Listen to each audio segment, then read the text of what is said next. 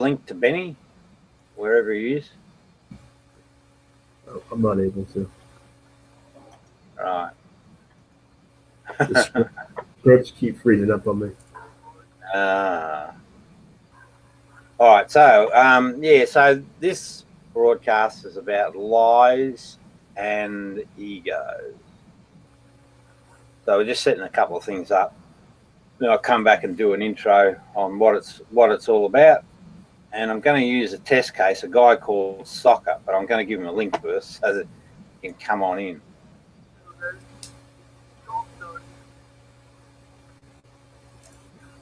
I won't give it to those pricks.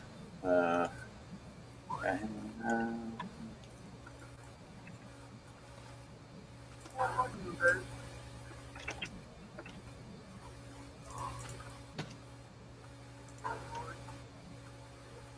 think Joey Stacks needs to come in here and explain himself too, Rob.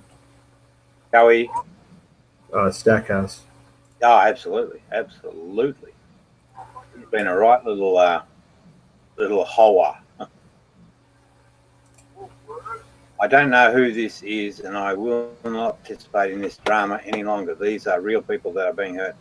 I don't have the real right person. I don't want any.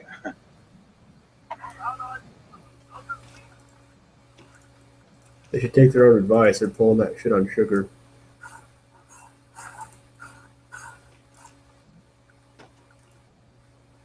She just put a response up there.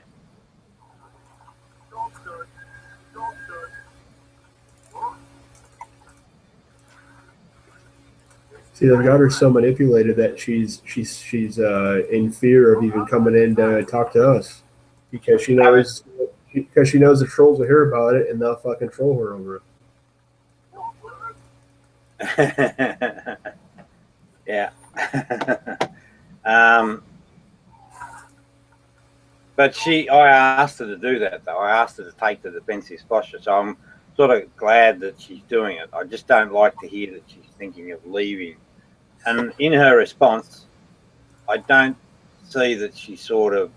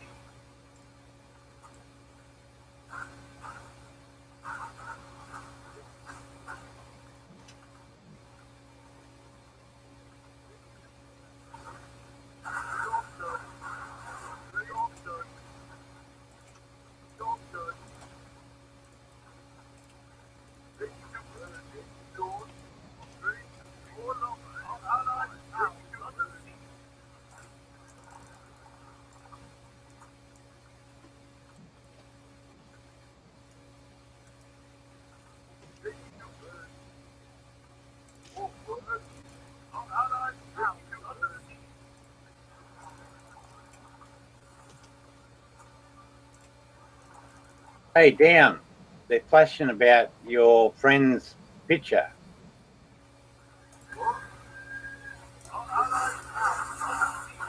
Dan, are you there? Yeah. What friend's picture?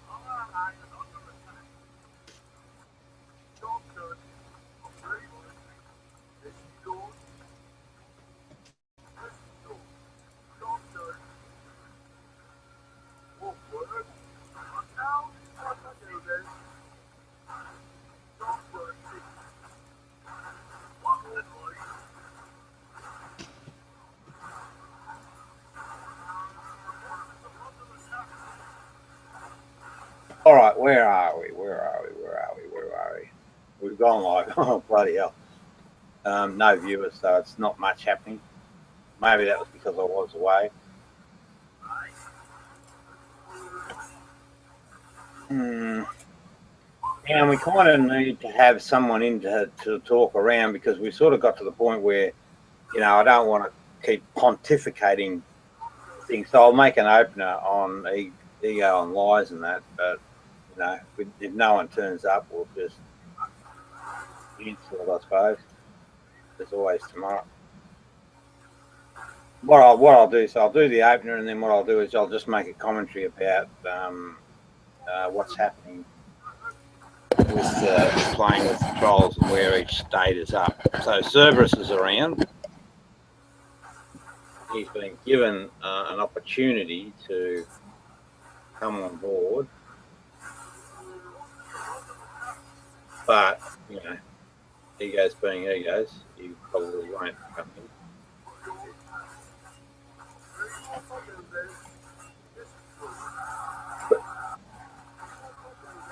We might get a couple of trolls popping in.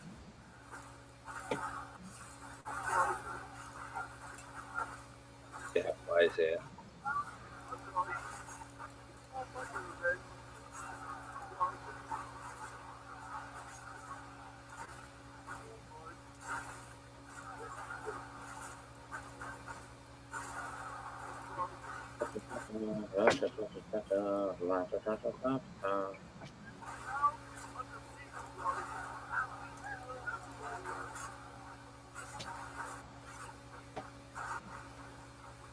Yeah, here they come. All right.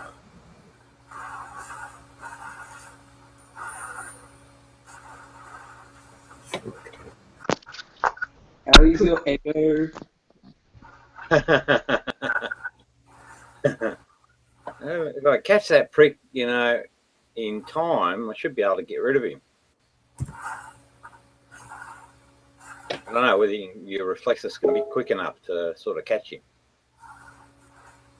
Anyway, so the topic of the video is lies and egos, or egos and lies, the root of all evil, and that's an absolute truth. So what does that mean? Well, so there is an absolute reality. Now, there are a lot of philosophical positions that might disagree, but there just is an absolute reality. And how that works is that, like, the environment is a constant, right? And what I mean by that, I mean, sure, there are different choices made by different people, and they influence the environment at a given point in time. But at that given point in time, it is a collection of events that are constant. There's no two states. There's no ambiguity. And it's in the moment that we pull data in from the environment. Bipolar is funny. Okay. Gotcha. Oh, I nearly got him. Bugger. So what we've got there is we've got trolls. They're just trolling us. Yes, there he goes again. Hello, Sandra Coysdale. So they must be sitting together. I mean, there's lag in what I'm doing. Oh, there we go. Why do you want to see Sugar's teeth? Right, now. I'm telling Sandra, mate, you're fucking gone.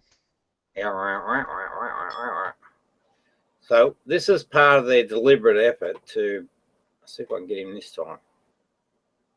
Just wait for a second. Come on, little troll. Come on. Come on, troll. They're not watching the broadcast, so... Come on, troll. Come on. I wonder if I got him. Anyway, he'll come back if I can get him. Or someone else will come along, another troll. So we're pulling in this data from the environment, right, at a given point in time. And so there's only one truth and only one reality. That's just the nature of the way things work. everyone participates in the one reality, right? So there's still only one truth at a given point in time. And that's an important concept to realize, or not a concept, it's actually the real truth.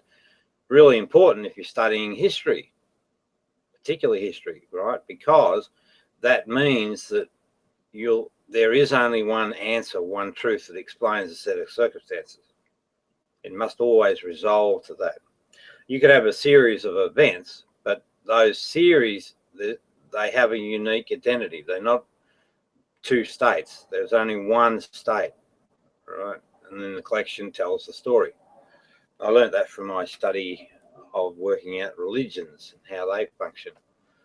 So we have this continual stream of data coming in through the centers, going into the brain. And when it gets to the brain, this is where the errors occur. Now, the only error is caused, or all errors, absolutely every single error is caused by what I call, what would I call, the self-survival instinct. Hello, mate. Welcome aboard. Now, so and I might just recap, Benna, so that you pick up where I'm coming from, because I just want to lay the groundwork, and then I want to apply this and see if we can't validate it, you know, with people. So I'm saying that there's an absolute reality. Reality is absolute. Yeah, I don't want to get to that yet, but, you know, there'll be a time. Just lay the baseline first. So time is the now, and that's the only point in time, and it's only in the now that we collect information from the environment. It's pretty simple, but it's absolutely true, because the now happens in, now it's not a theory, this is the absolute fact statement. You'll never change this. This is not theoretical at all. This is absolute fact. Then I challenge anyone in the fucking world to try and prove it wrong. So the now is the current moment, time slice, right? In the now, there's no ambiguity. There is only one set of events. Like, there's not true false states in the now. It is just what it is. And so we capture that now of information through our senses, and it comes on board to the brain. And it's an absolute reality, an absolute truth. So if you're studying history, that's a powerful concept, because it means that you're looking for one position. You're not looking for multiple conditions. There is only ever one truth. Right? I can explain that a little bit more in detail by giving examples of my study into religions of that. But for now, just accept, or not, you can argue with me on it, but I only argue so far, you know. If I'm not getting through to you, well then, you know, too bad, too sad. So again, the senses only function in the minute time slice called the now. Right? They collect data, it comes on board. So they collect data, which is absolute, right? Because there's only the reality, it's absolute. There isn't two states, no contradiction. So that information comes on board to the mind.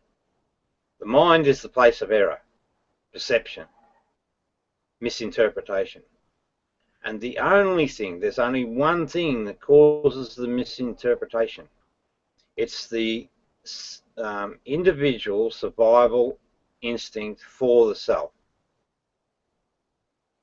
That is the only thing that causes error. So this goes back to that Cherokee saying about which wolf do you feed? You know, you feed the good wolf or the bad wolf. So it is only, and this is again an absolute statement, right?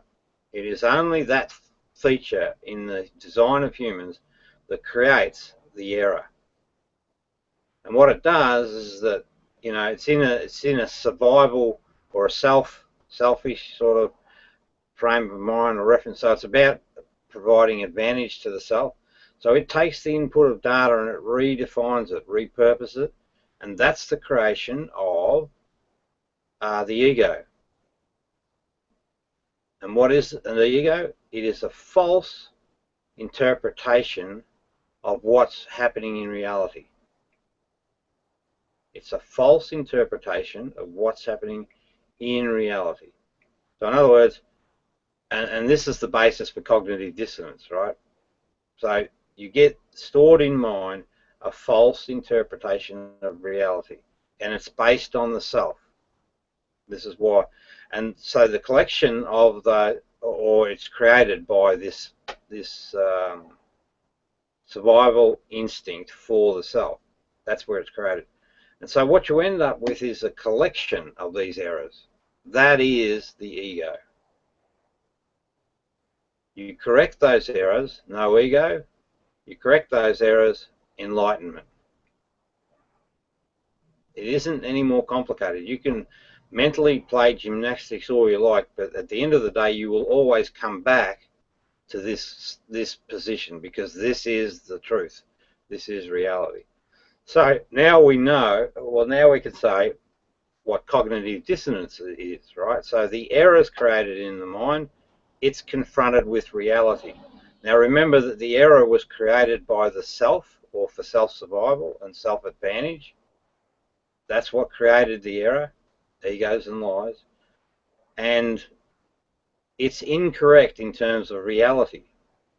Now reality comes along, right? It's always there, it's ever present. And it confronts, butts up against the false idea, and there's your cognitive dissonance.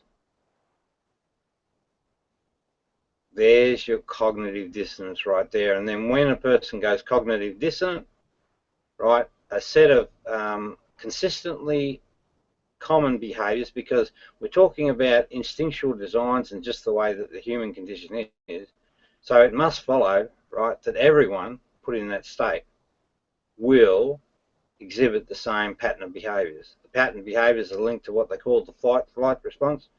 So the first reaction, the person takes on the fight, so they begin attacking the threat. And that's where it spews out a lot of lies. That's part of its mechanism. And so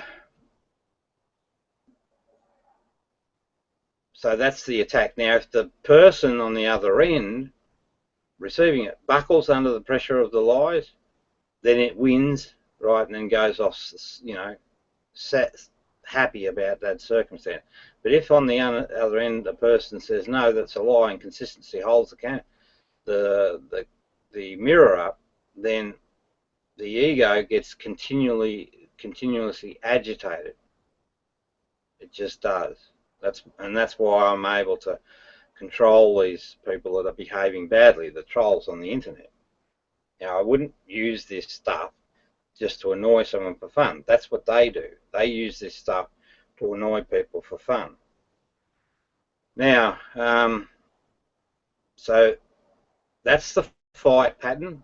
The other aspect of the fight pattern is that they completely shut out, so that it's like the mind shutting out any information that conflicts with you know, the false state that they hold, the thing that they're protecting, the ego mind. So it completely shuts it out. That's why it's extremely difficult to break beliefs. So now the study moves into actually examining it at a close point in time when these events occur, because the initial event where the two mind, or the recognition of the threat occurs, the person has recognized the error themselves. That's what's got the selfish side sort of, you know, because now if it's at that point, if they accepted the truth, bingo, the ego's gone. So the ego's fighting for its life, basically, or the self identity, or whatever you want to call it. It's fighting for itself. Now, so that's an interesting observation. It'd be interesting to test that, to see what can be done about it. So you got a point in time where the person acknowledges the truth, but then beyond that specific point in time, when they hit the fight pattern, then there's, you know, it's just about, it's in complete survival mode. That's what happens.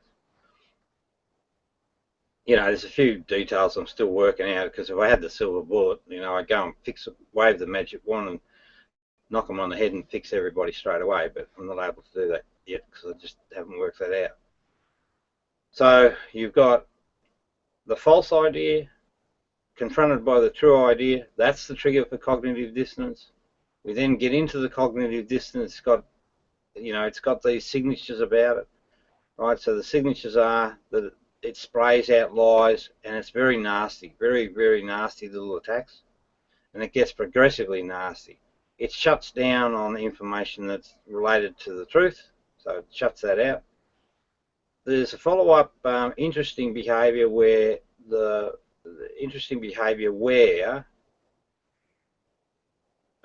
person tries to save face, so that's another signature.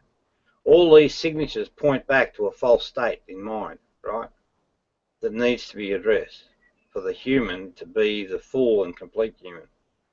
So that's why cognitive dissonance is really important. It's giving us an indicator back, and it's saying very, very accurately that the person holds a false idea in mind. The final stage is the flight response. So if they can't win the argument, they run away in frustration. And, you know, they just want to keep completely away and go and stick their head in the sand, and that's it. So, all right. So that's fundamentally, that's the groundwork of the condition. So that's all I'm using, right? That's all I'm using, and it allows me to read the play very precisely. I can tell exactly what a person's up to, even within a couple of, you know, words within a sentence. You can work out, I know what that person, I know where they're operating from. And this is what Jesus said. Jesus said, you reign over all, right? Now, I'm not a dominating monster or anything like that. I'm actually just trying to help people see the error. So perhaps you understand that, perhaps, I don't know. Now, what evidence would you accept you were brought to what evidence would you accept you were brought to cognitive dissonance? Yeah, well, it's those behavioral traits, right?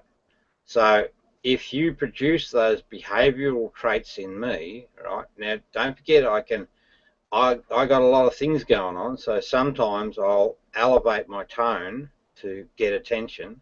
That's not cognitive dissonance. Sometimes I'll might be frustrated. That's not cognitive dissonance. That's just frustration in the person not seeing what I see to be extremely simple and extremely obvious. What you would have to see in me are avoidance of truth. Now, again, I ignore, like, I will cut a person off in conversation because I've already got what they're trying to say. So that would look like I'm trying to hide information. So, but I'm not, right? And if you listen to me, I'll state it to them. I say, I got you, I got you, I got you, I got you, got you, you know. So I'm trying to get efficient and move through this as quickly as possible. So that's different from total. So what the test is, right, the way you can test that is you can ask the person, so spray out some information, then ask the person down the track what was said. Now, in my case, unless I can't remember it, I should report it reasonably accurately. The other person that's got the ego issue, that has cognitive dissonance, they will not report it accurately at all. In fact, they won't even be able to remember it. They'll always be repurposing what was said in their own context. So in other words, they actually create a lie. They create a lie. So this is going back to the original comment. Lies and egos. Lies and egos. This is the basis of all fucking problems on the planet. This simple discussion. Every single one of them, without exception. Oh, a little bit uncomfortable. So the other thing is, you should see the runaway response in me. You know, I should storm out of the room, but right, there are times when I do kick people out of the room, but I don't think there's too often that I actually run away. Oh, there will be. I mean, if I just sense this is going nowhere and it's going to be a long-winded discussion, I will cut it. But there's not too many times that I actually run out. So you got to find that. But the thing is too, you've got to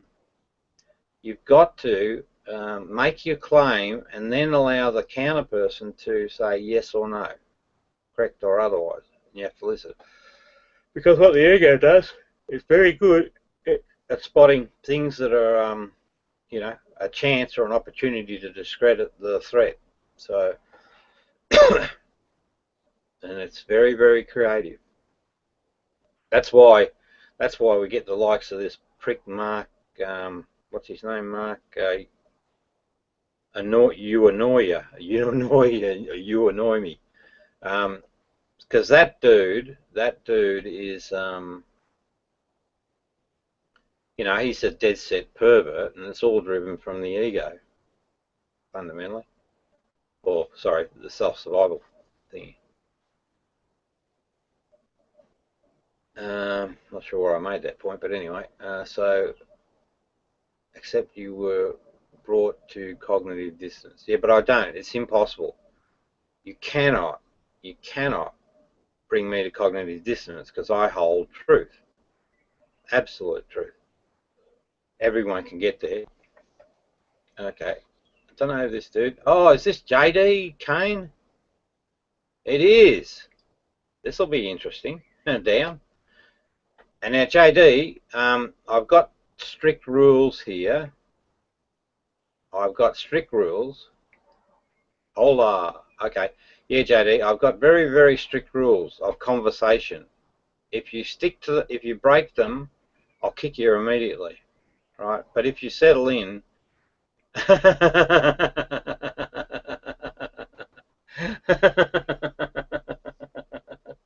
see, he butt hurts, because he's got a massive ego, right? I can spot the ego fucking massive ones a mile away. So, and you see, I'm saving myself a lot of time, right? Because if I had to entertain hit and run, if I'm run away response, that's it. You got it going on, dude. You got it going on, but you got to fucking learn a few things, right? We've got to play a straight bat all the time.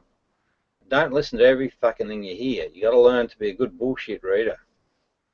Life goes a lot better, and then you'll be fine. But anyway, so the cognitive, so hopefully you got enough information there. Again, in summary, the things, it's just funny. I was just looking at his comment. Back off. Yeah, hang on a minute. So the thing is, you just gotta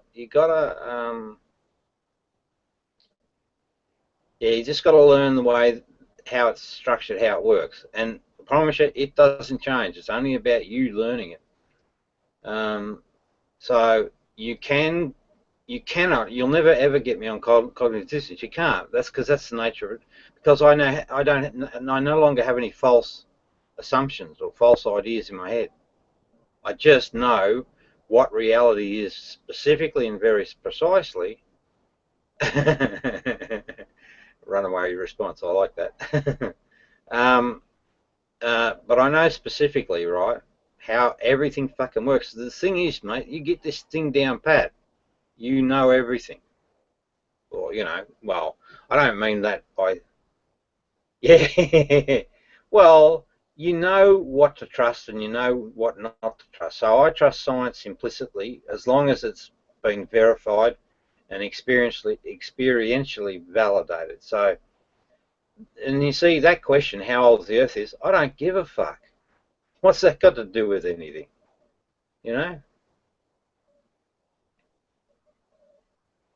Yes, science is after the truth by sensorial validation. It absolutely is. That's its mantra. If science isn't doing that, then it's not doing its job.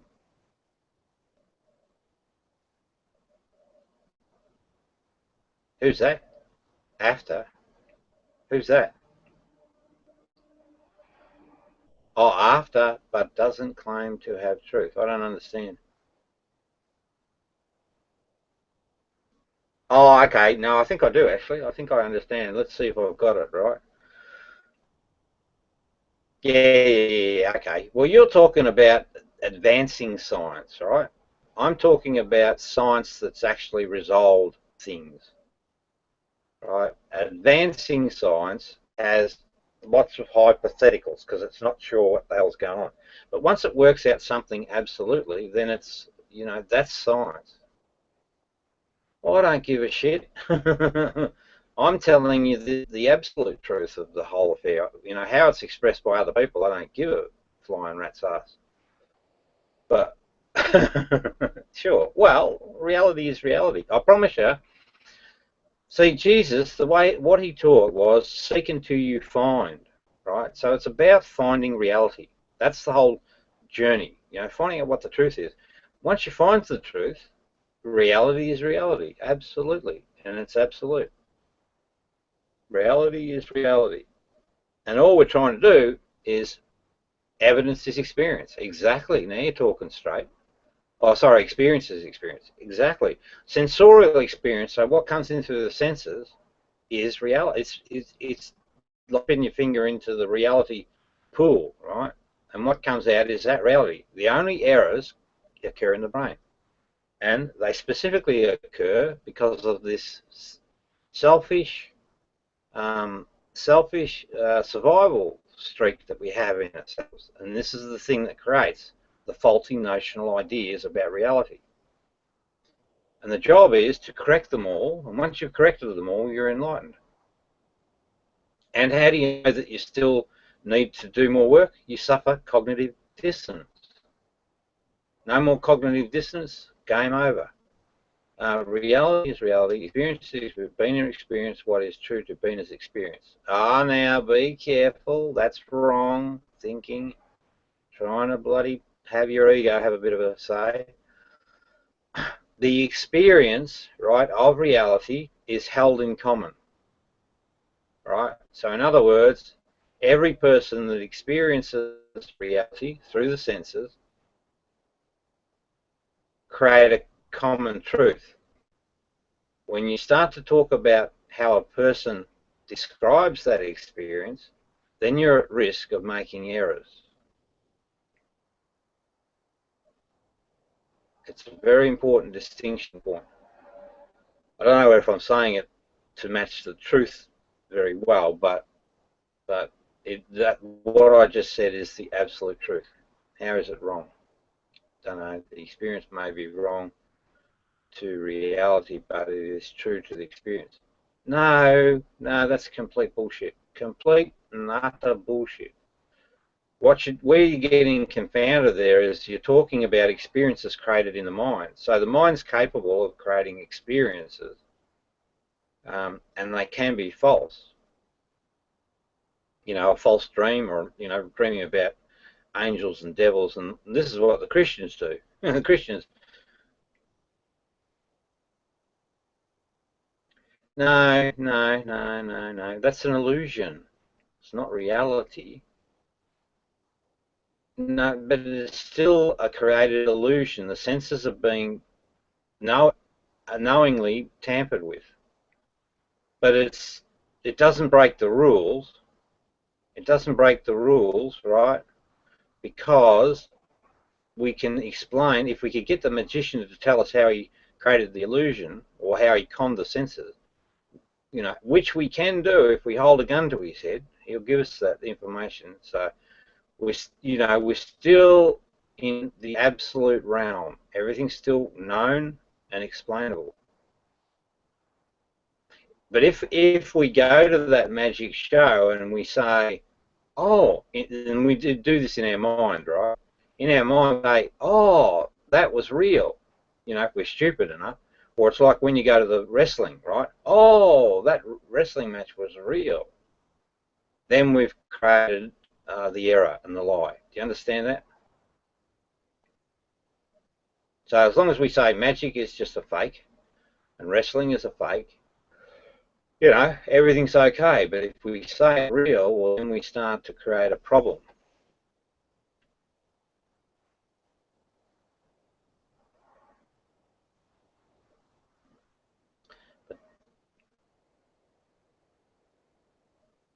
All right. You can't change reality by just changing the question.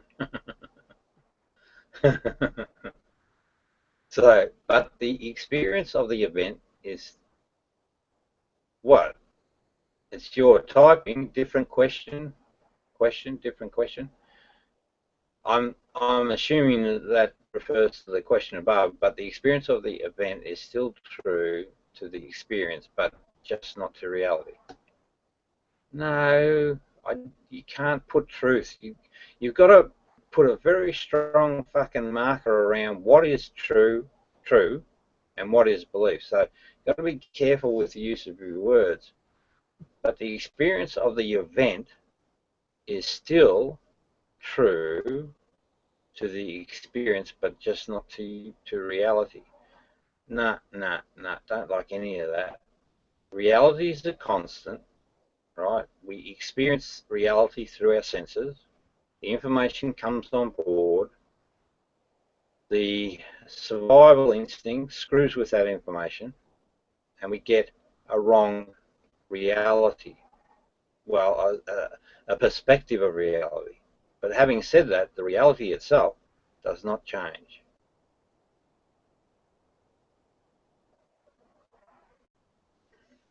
Hey, where are you, dude? Are you at work or what?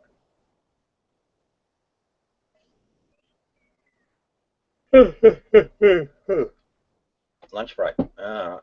Fair enough. Can you get me a job?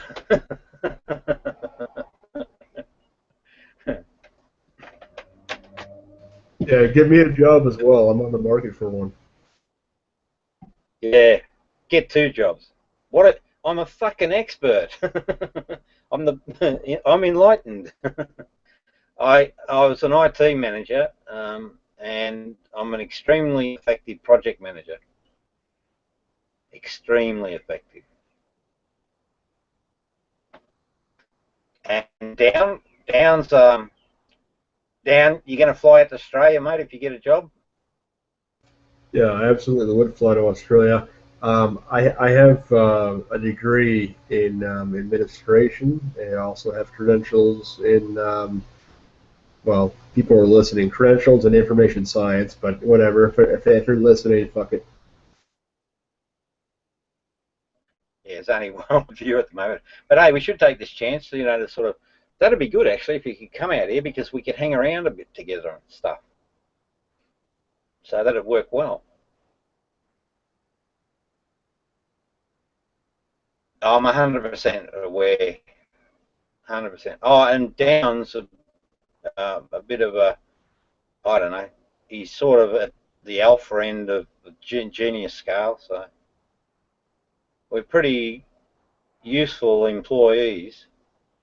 Pretty damn useful. Now, except Down gets a bit cranky. He's got to work on that. Hey, Rob, I think I could be bipolar. I should go see a psychiatrist. I was diagnosed with schizophreniform disorder in the past. Yeah, I don't know, mate. I don't like the bipolar thing. I never did.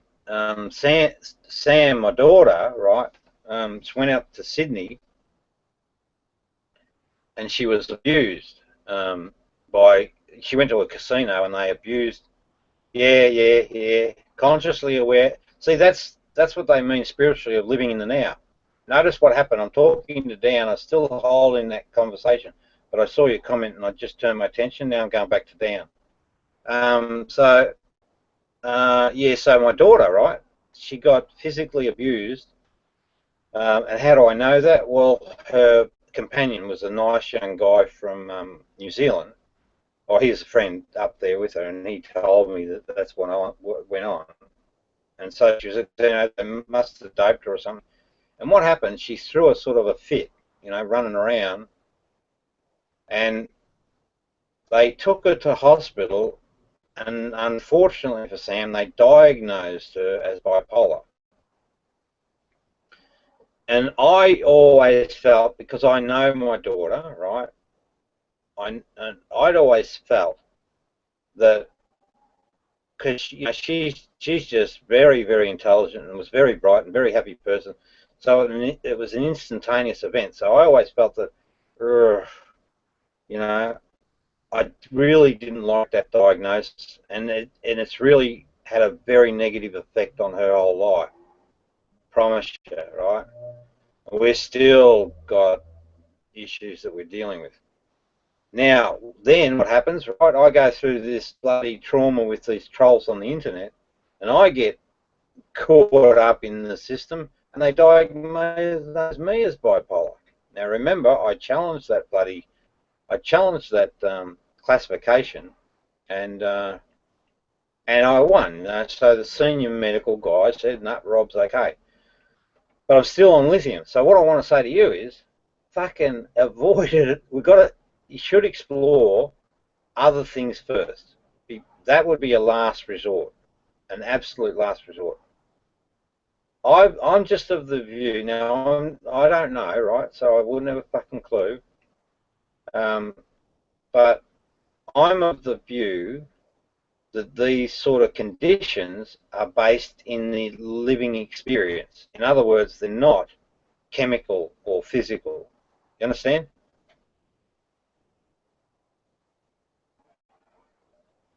Down.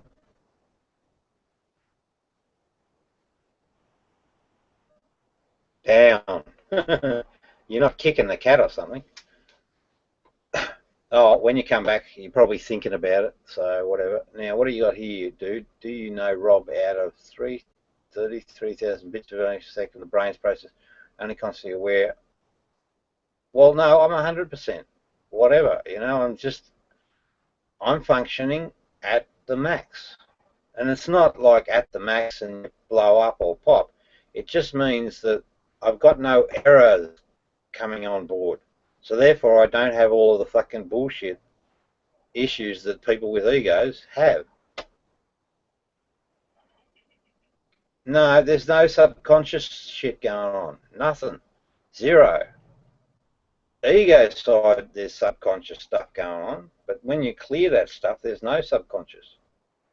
The brain is so efficient, it only is conscious of certain things. The brain is so efficient.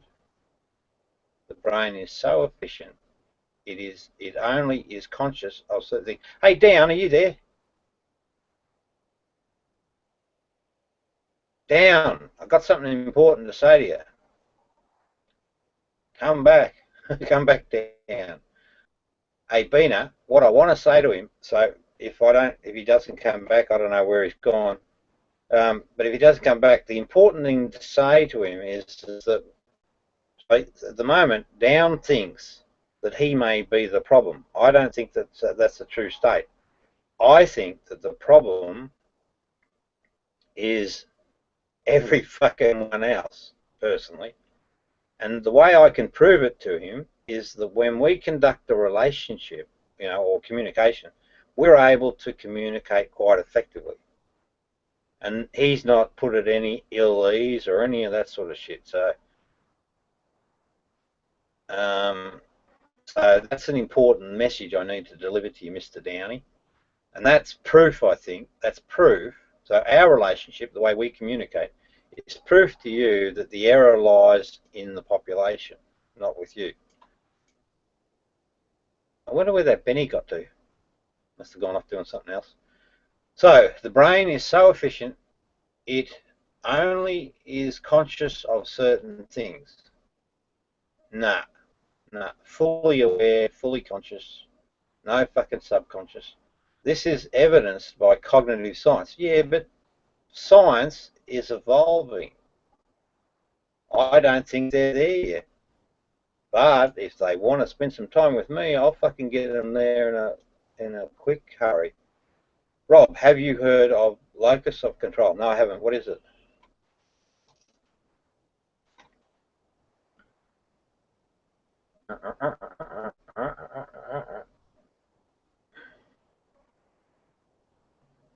I'll Google it.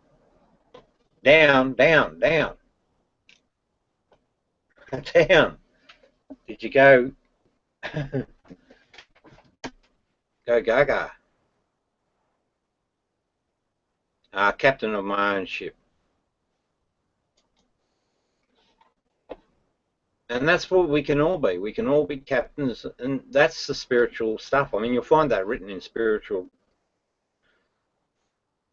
comments ever. So the objective of the game in life is to become a captain of your own ship. I'm a captain of my own ship, an absolute captain of my own ship. So you have control. Yeah, but I'm not a control freak, so stop heading in those stupid fucking directions. Right? No, I don't blame others. No, it's their egos. So what appears to you, so you don't, okay, cool. Now, so it appears to you that I'm sort of controller, but I don't control at all. What I'm trying to do is have a decent conversation, right, without the ego. I want to push the ego aside and just keep it on the truth, the real truth. And I won't budge in my methodology because I know mine is absolute and I know it works. And I know when someone's just going to rant and rave to stroke their own ego, so I just don't tolerate that. So you don't blame others for your position. Oh, Jesus, mate. You bloody fence sitter. Stop it, all right? There's an injustice happening, right? If someone serves an injustice because of their ego, their faulty nature, right, it has to be dealt with, right? We don't throw the courts and the systems out the window just because of enlightenment, right? If someone's going to misbehave, there needs to be a consequence. So, but you know, it's a good thing because it brings them to account, because these egos are stubborn little beasties. So, you know, like take Bullfrog, the guy Bullfrog, right? I want to sue him and I want to get some money from him for causing because he's been a causation for me being in this position. But now, right, now, I mean, if that event had happened, or the event that happened 12 months ago, hang on, come on, pussy.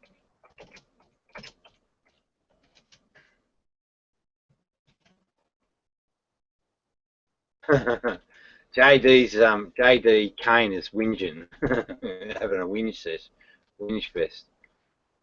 So yeah. So if I was in the enlightened state, say 12 months ago when all this started and all the the victimization and all the bullying started, it wouldn't. If I was in this state, I would have been in control, so it wouldn't have escalated. But I didn't know. I trusted them as people, and I didn't know that that's what they were doing. They're feeding their egos, and they're like a pack of hungry wolves. So they are, that's the reality. The reality and truth is that that's what they did, and they've got to be held accountable for it.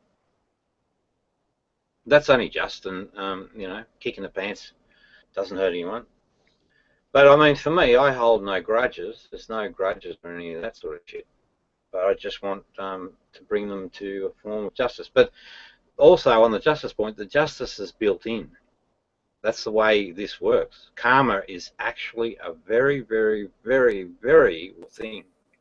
Oh dear. Okay, so if you have no control, no, yeah, but I have absolute control over myself. Being pushed around by others, yeah, but that was then. This is now. Lol, Rob, I'm going to go for a walk. Nice, that's a good idea. Back later. Nice. See you soon. Yeah, okay. That's because I couldn't see it. All right, Dan, are you there? Down. Come back. Might see if I can get Bullfrog in. Now, what's this? I joined. about 12 seconds for this bullshit to reach critical mass. Think I'll watch paint dry. Now, JD Kane just lied. JD Kane is the name of the guy. He is an absolutely pathetic, egotistical prick of a superior order. So this is how I know. So he says, so he came in, right, and he was welcome to join the conversation, but I said to him there are strict rules that he must follow. And with that, he left the room. But now listen how he repurposes things to massage his ego. Took about 12 seconds for Beasley bullshit to reach critical max. Well, no, there wasn't an escalation of anything of any sort. There was just me laying down the law. Think I'll watch paint dry instead. So what he's doing there, this is the ego mind. He knows very well that I'll actually slay him no, not kill him, but I'll actually beat him in an intellectual discussion if it follows my rules. So he knows that, so he's off. JD Kane, you coward. And you are a liar. We have evidence. So what I would do with JD Kane is what I'd do with him, because we've now got a very specific point, and I hold it to be true that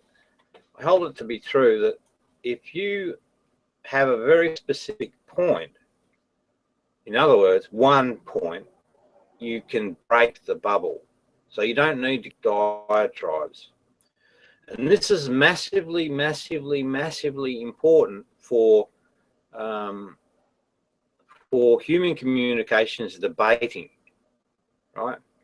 Because it allows you to actually isolate the problem in the debate, in other words, the bullshit and the ego and the lies, and eliminate it from a discussion, and then you can have a really good learning experience. So very, very important stuff. So it's just like a pricking a balloon, you just need a bang, and then that stops the lies, because they know from that point forward that they're going to be picked up on every lie. So now they have to stay within evidence. So we're starting to wipe out lies and ego, all connected, all very simple. Oh dear, down, have you come back? Gone out to kick the cat or something? I'll leave the window open. So I'll do that, and then, I wonder, did I set that thing?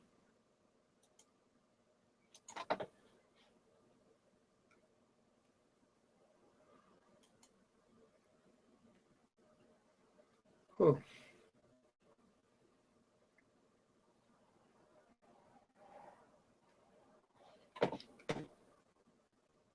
Yeah. Okay, that's better. All right.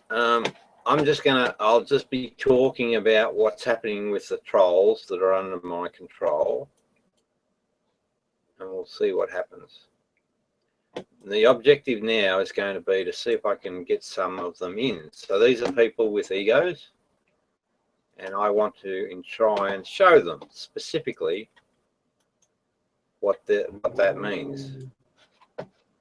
But, egos being egos, they may not come in at all.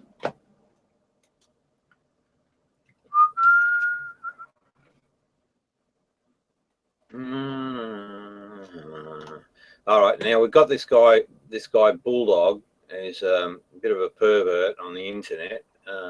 He's still trying to push the line about I need mental health care. And he was the person that was very heavily involved in me actually ending up in a situation like that last time. Right, they've all started. Now I've got this habit of misspelling. So they've actually picked up this habit. Put it here.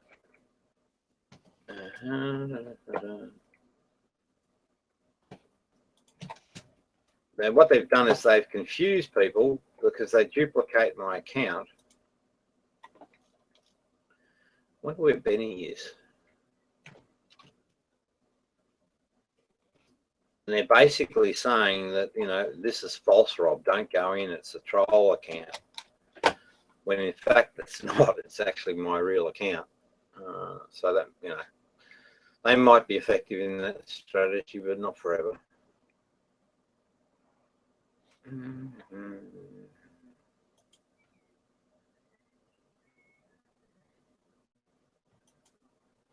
Now, where's the Benny Meister? Looks like Benny's, well, no surprise, I suppose, because we're really on top of the game now. So maybe Benny's just taken some time off.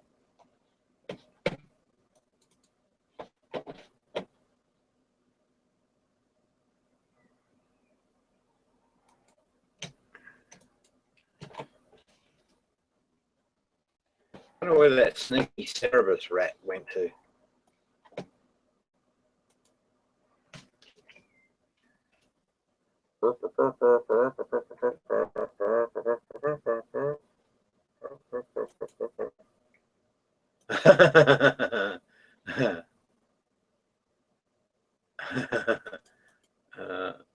There's this crazy woman.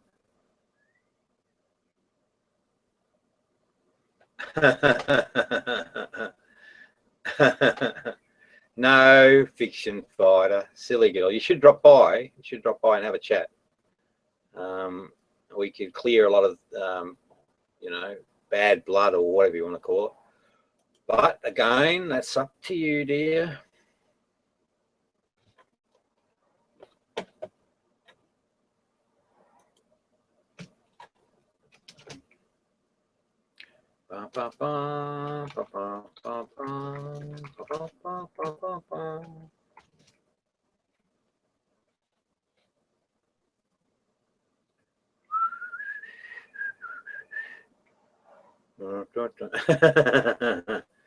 Now, interestingly, right, there's 2 thumbs down for the video, but it's probably one of the most important videos for humanity ever.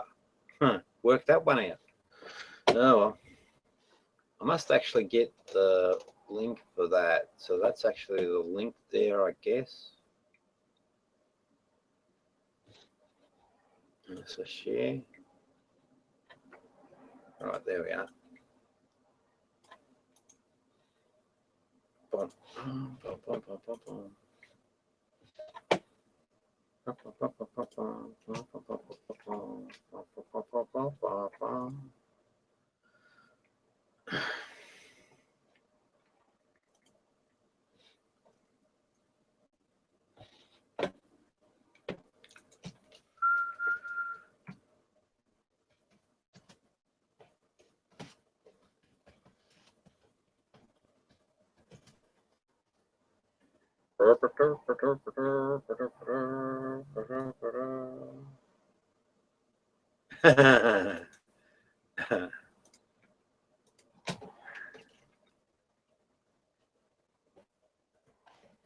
what I'm doing is I'm just posting this video because it's actually got, it's a culmination of a lifetime study, and it really does bring it down to a nutshell. Now, whether you understand it or appreciate it, who knows? But it is enlightenment. It's the whole box and dice. It is the basis for all problems for humanity. Every single freaking one. So what I've done is I've just posted that video out, and I put it the big secret reveal, because that'll suck in some people. Oops, we've got 4 watching now. Hello, 4. This is a very important video for humanity, believe it or not.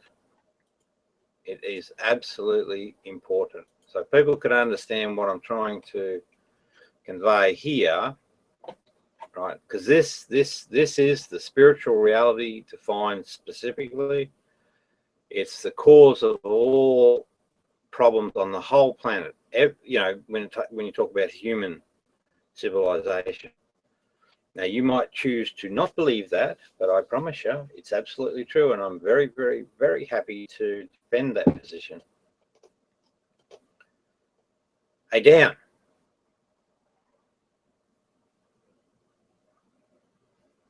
we having a moment down? Righto.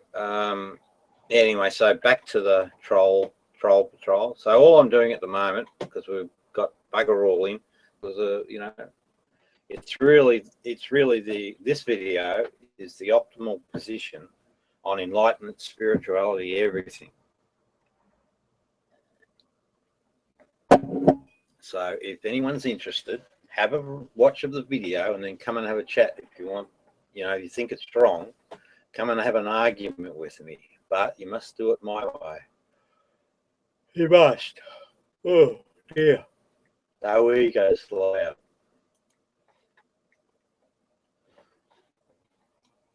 Right, so what's really interesting, it's really, really interesting. I don't know whether it's the time of day or not, but the troll patrol have gone really, really quiet. They may be hunkering down. So what that means is there's a bunch of bloody idiots with egos on the internet that annoy people and cause them pain and discomfort, and I'm taking them all to task. Every single fucking one of them. But not to hurt them, right? Just want to point out the error, and that'll serve the justice. Except for a guy called Bulldog. I'm going to take his money. And Vladimir, what are we going to do with you, eh?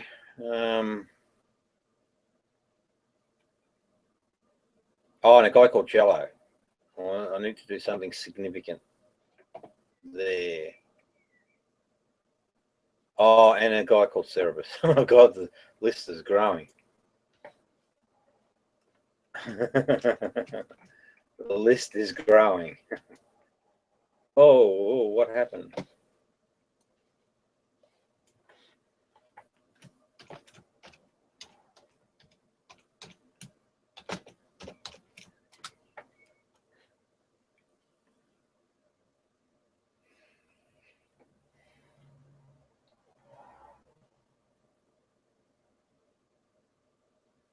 Thank you.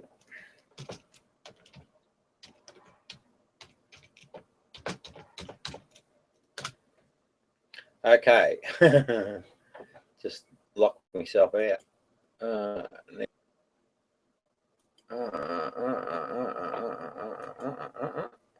Yeah, so the interesting thing is there's just absolutely zero movement. So they've, because what basically happens, we have these chat windows that are linked to various hangouts, and usually they're extremely active with trolls, you know, cutting and pasting and carrying on, and it's gone almost, you know, it's like ghost town.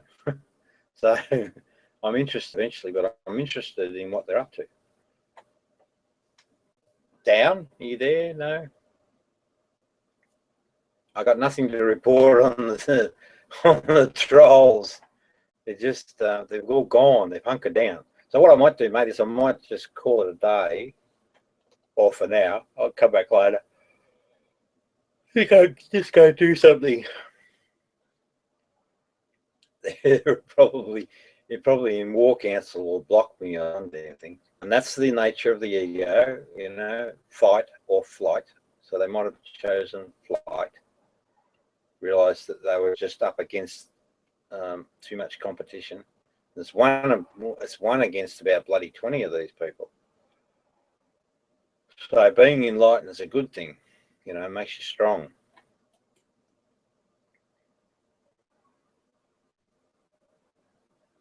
Oh, there he is. Whoa, the prick, JD Kane. Now, he won't, because he's come back. Chicken.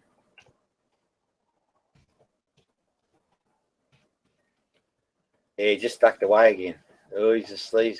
That's what they do, you know, they become like little shadows. Back, chicken. He's got the link, so there's no excuse. And I've got his comments, so I can So I'm really interested. It'd be really good if we could get him to come back into the room if he had the balls to do it, because we can catch him on a lie straight out and just see if I can hold him to that lie and just get him to acknowledge it. That's what I would do. And if he, wouldn't do anything else in the room until he actually did that. But that JD Kane is such a prick of a person, and a bully, shocking bully. Now, where are we? Come on, JD Kane.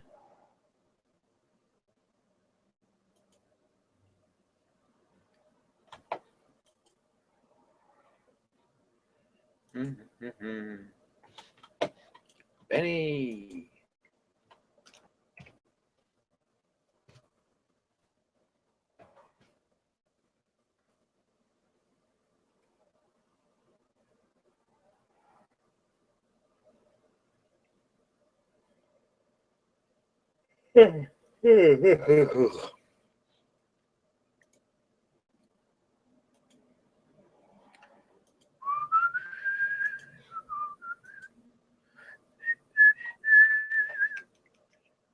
Hello, viewers. Sorry, not much happening, but everyone's a chicken. They won't come in and play. And for anyone that's interesting, this is a really powerful presentation on some significant stuff. You may not initially get it, but it is the Enlightenment. It is the source of all error and problems, and exactly how they occur across the planet amongst humans. So pretty powerful stuff, I promise you. So maybe if you're interested to have a look at it and come for a hangout one day. Yeah, so and I defy anyone to beat the propositions I raise, because they're absolute. There's no grey areas. Zero. Nada. None. Hang on, what was I doing? Oh, that's how I got locked out. There we go. Hello, viewers. Sorry I can't entertain you more. I mean, if we can get a person with an ego in the room, we could really, have a really interesting session. And that's what my sessions are going to be about, all about going forward. So I'm only interested in talking, with people that have an ego. Non-ego is good too, if there's something to be learned. But I'm specifically interested in people with an ego, and so I've got a very strong strategy on how to try and show that person that error, that problem, and explain to them what it is very specifically. Well, shit, that's debatable. Well, that's debatable, but it makes for interesting. It certainly does. It's probably one of the most interesting styles of debate that you could ever have. So I'll have a debate on anything with anyone. Oh shoot! Down. I think I might close it unless you come back.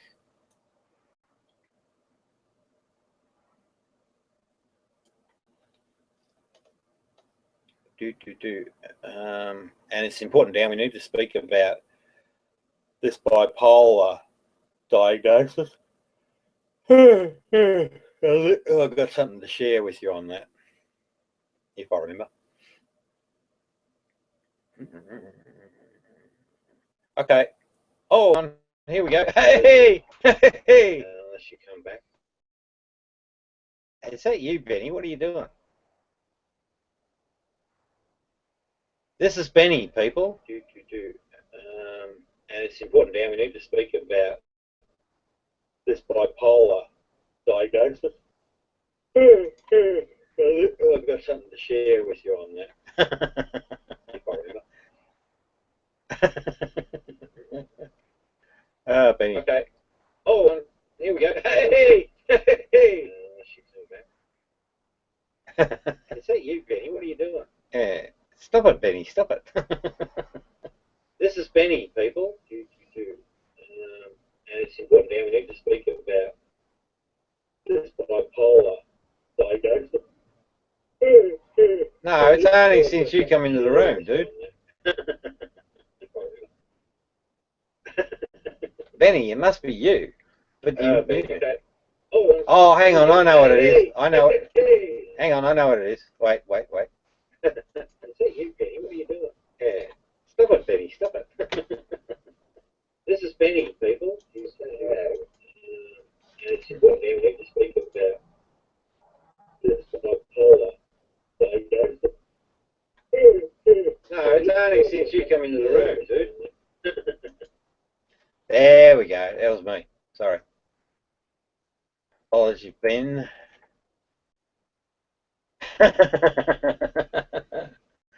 Yeah, hey, this was a really powerful session, mate. You have no idea.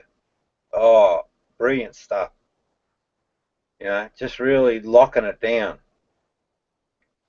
Yeah, I'll try and give a summary, right? Because it's important, right? Because this is going to be the bedrock of everything going forward. Now, Down's sort of gone somewhere. He had a moment, I don't know what happened, but he just ducked off. But fundamentally, right, and so, you know, we've sort of said this over and again, but I sort of got it down to a really fine description. Right, so reality happens in the now in very specific time slices, so there's no ambiguity in reality. In other words, it is what it is. It can't be dualistic, so it can't be on or off. It just is whatever occurred at that point in time. We use our senses to take that information from reality in the now on board into the brain. Right? Now, it's the selfish survival instinct that interferes with information coming into the brain. So it's the thing that screws things up. And what happens is it reinterprets the information to what it thinks advantages the self, and that's the creation of the false ideas in the mind that collectively are like a bag of them is the ego. Get that? Yeah, of course. Yeah. Well, you know, truth is. It's an truth is absolute. You know. So anyway, so this is how specifically how errors occur.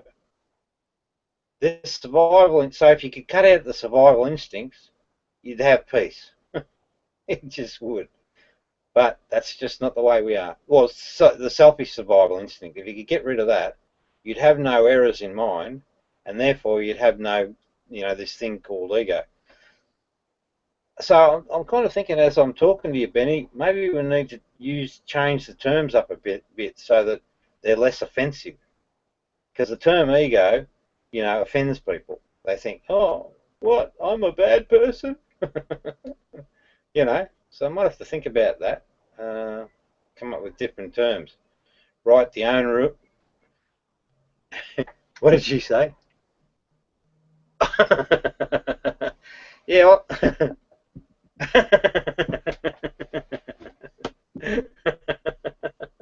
yeah, right. Okay, so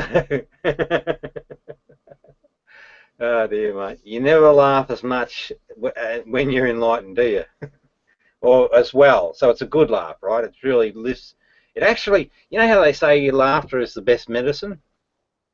That's actually true. Yeah, healthy. Yeah, because when you laugh like this, it fires you up, sends the buzz around the body. This type of laughing. Yeah, that's right. Very, very, very true. Anyway, so we've got this idea, right? Got these faulty ideas. We know precisely how they come on board, right? We know precisely. And now with this faulty idea on board, if the true state is brought to the faulty idea, we have cognitive dissonance. Of course, we've spoken about that. Pretty close, mate, pretty close, but he's at a critical point, right?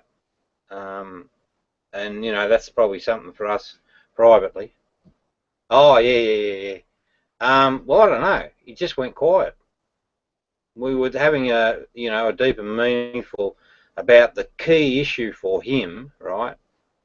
And he just went quiet.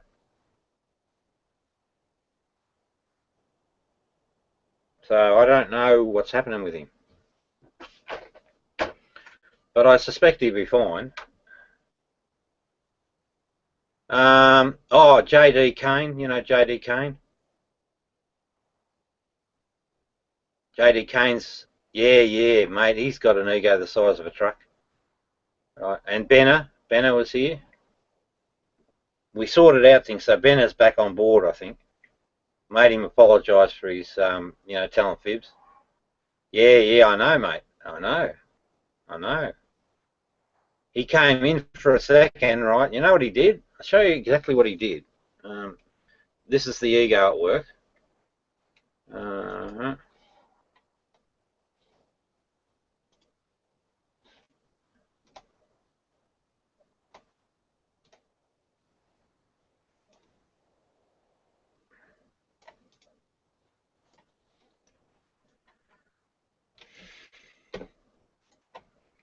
So what the prick did, right, he came in and he sat there, right, and then he was off broadcast, as they are, and I just said to him, there's very strict rules, Rob's house, Rob's rules, gave him the rundown on that. And with that, he jumped ship, right, because he knew that he wasn't going to get control. So that was the scenario. This is what he said. So this is his ego mind. So the information I gave him came in, right, but it went into his mind and was stored this way. I joined. So me, ego, everyone please watch me, took about 12 seconds before Beasley's bullshit.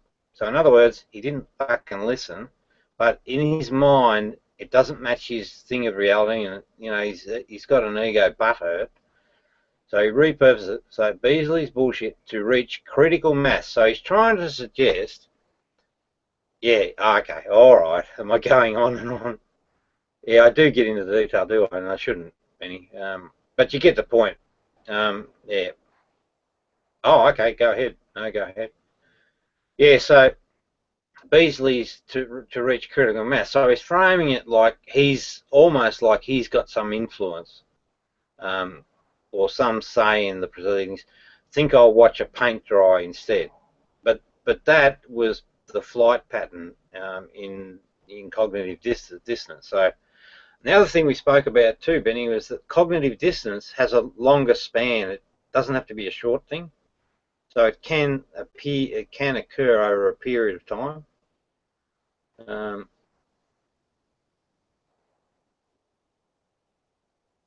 Yeah, well, that's right. Selfish arsehole. Well, it's always the same story. Selfish arseholes, selfish arseholes. We're just trying to change them one person at a time.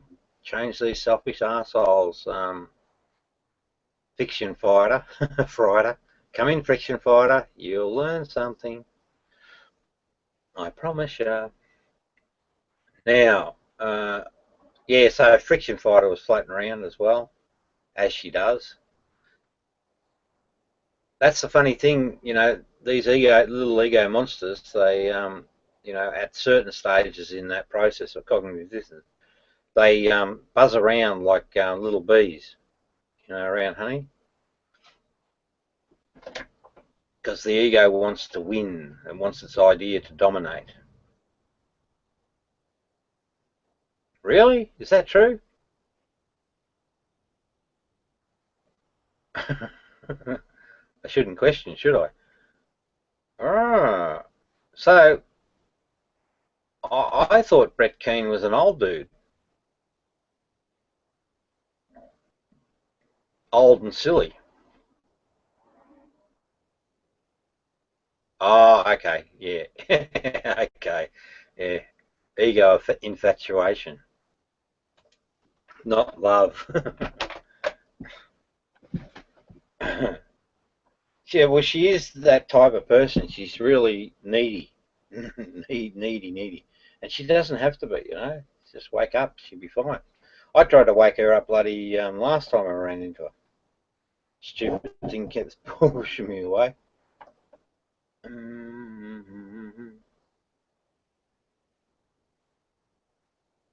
Oh, okay. Oh, okay. Yeah, yeah, yeah. Yeah, well, that's right. I agree. I agree. I agree. But seeds are sown. Seeds are sown. Do you want to see if you can roust up any customers?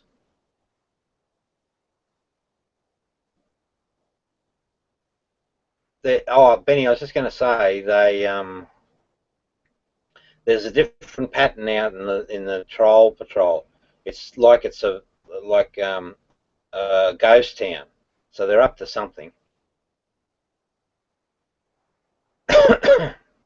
I bet too.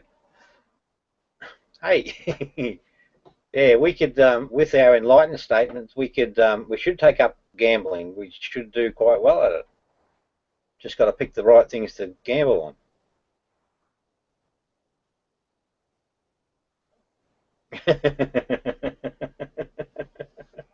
Yeah, well, that's exactly right. That's what's happening. Yeah, you're right.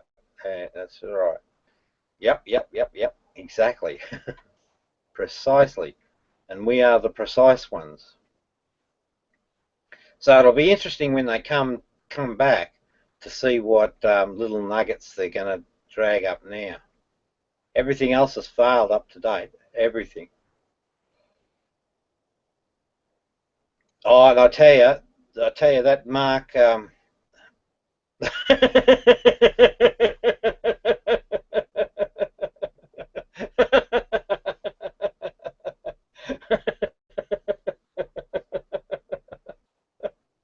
Oh, dear. Oh, Benny. You couldn't get any funnier than that, Benny. That's brilliant. 3 words. Jesus.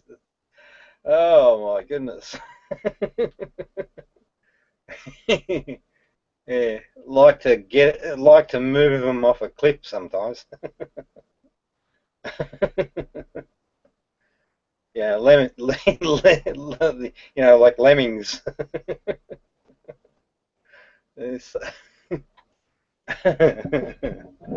Oh dear. Yeah, something's afoot. The war council's gathering. I'll see if I'm just going to go back to the chat windows and see what they're up to. Oh, oh, okay. What? What? Is that you? Huh. Something went beep. Oh, you're calling? Oh, okay. Good man. Geez, you're smart. Wow. Um, hey, Benny, do you work anywhere? Don't give the details out or anything, but you got a job?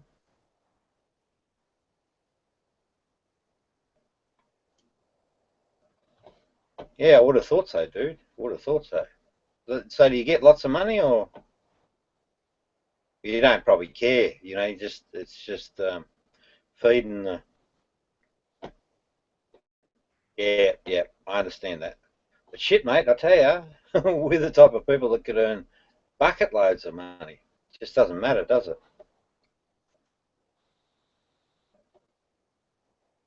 So I'm looking at my Skype now. Pardon me. Come on, Skype. Never liked Skype. Hang on, I'll come back to the chat in a minute.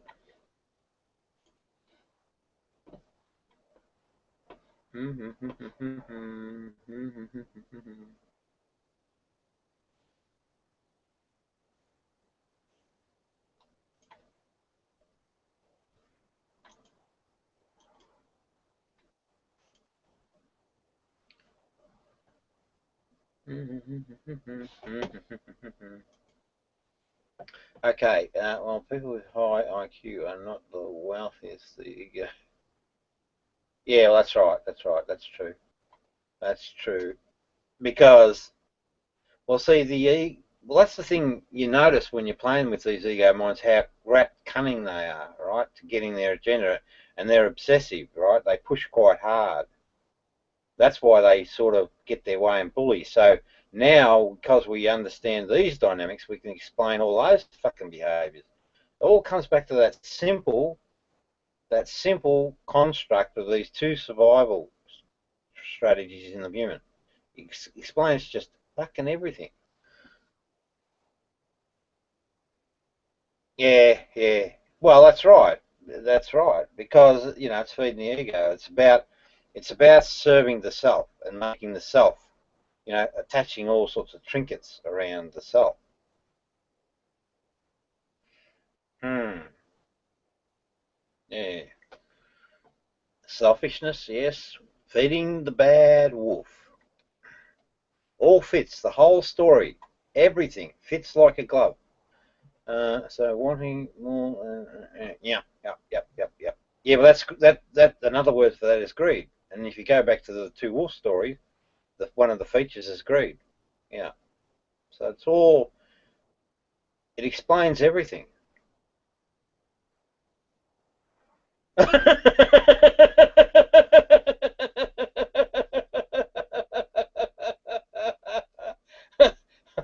I don't have that stuff going on, Benny. I'm not not that witty. Oh. Well, actually, I'm getting better at it. But that is just brilliant.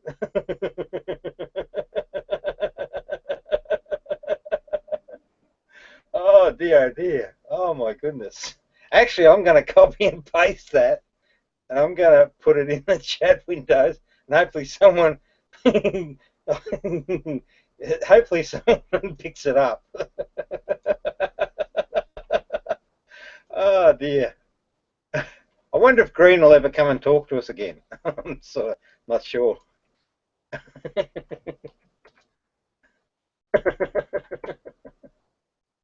Oh dear. I feel my health improving every second.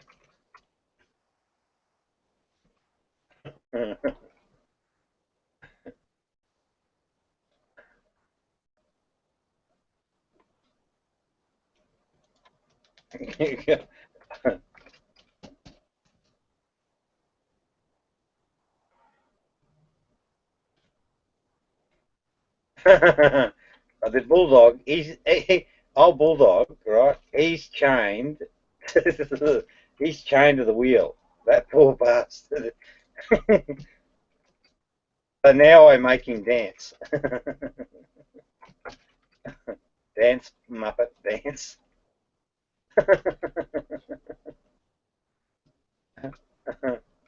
Oh, hey, there you go. And Muppet and Jello together. Muppet and Jello together, right? So what they're doing is they're trying to protect Green, because Green's their power player.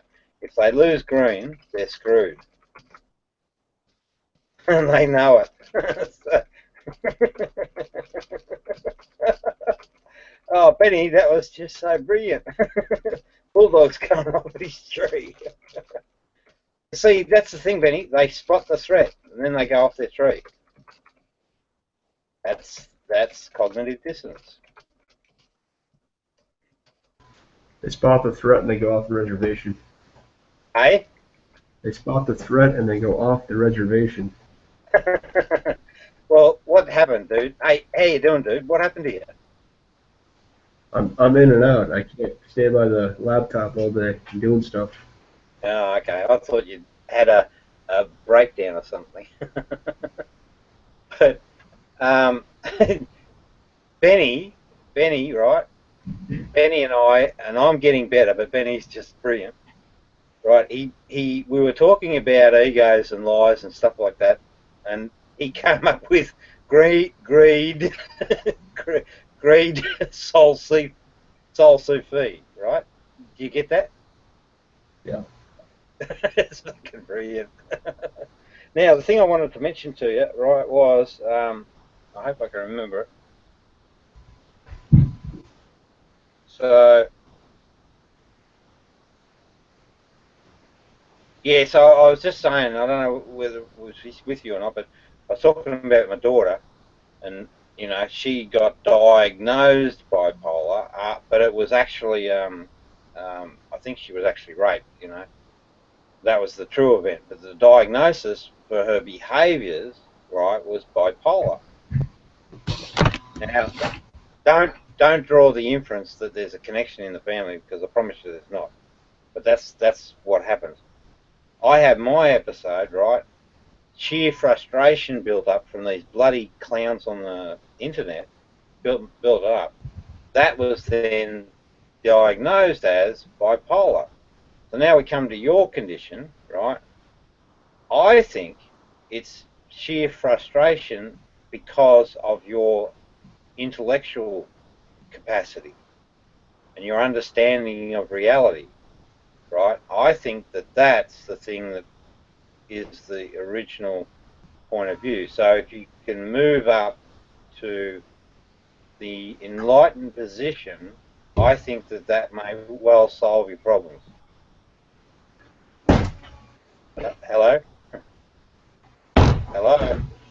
Hello? I'm still Hello? here.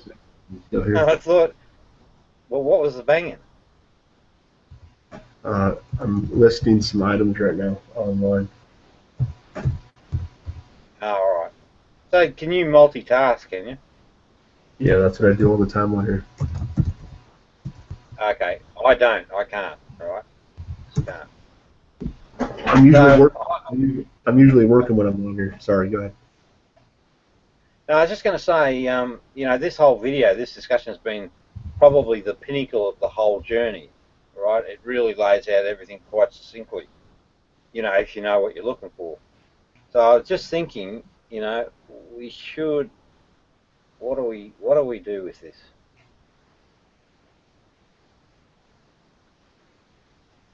I had a fucking thought, and now I've damn well lost it from before, and I thought,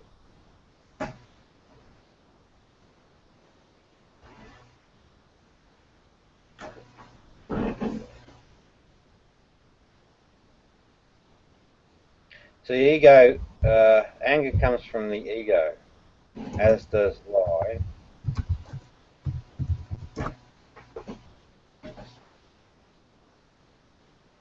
Fuck it, damn it. I knew this would happen. No, well, never mind. Hopefully it'll come back. All right. I had a really good thought, you know, strategy for you.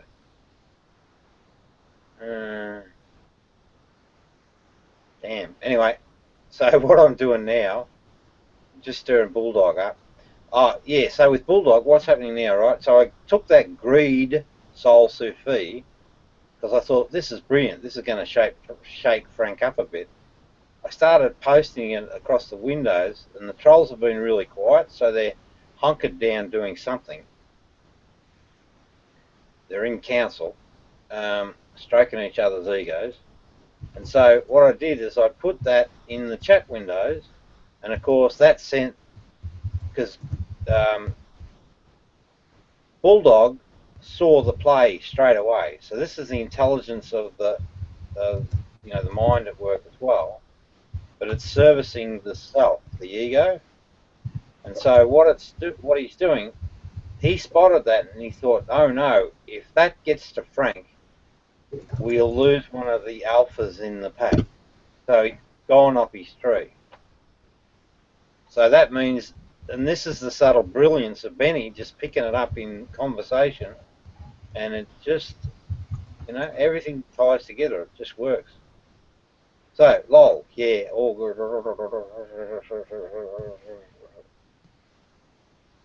Yeah, I'm going to Benny. I'm putting in every chat. Yeah, yeah. So with Bulldog, he's chained to the wheel. What that means is that he's chained to his ego, right? He's just tied to it, and he can't help himself. He's got no control. Yeah, none, zero. I'll just get that. Fuck, I wish I could remember that damn thing I was thinking about.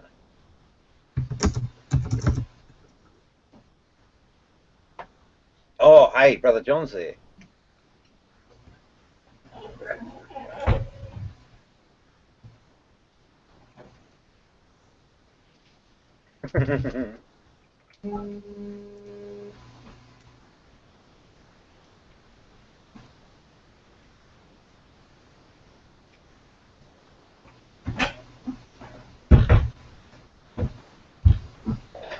That's what I should do.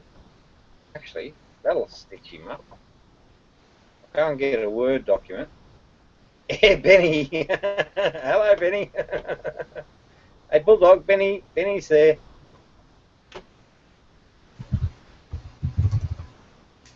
Oh, bugger.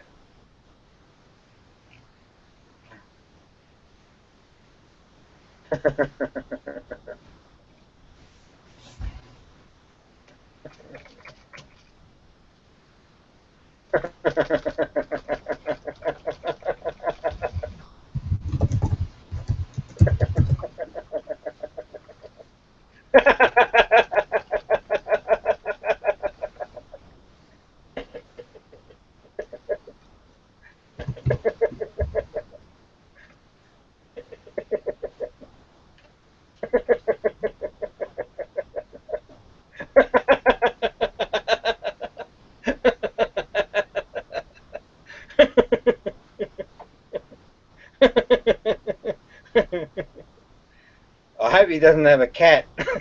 he'd be kicking the cat now.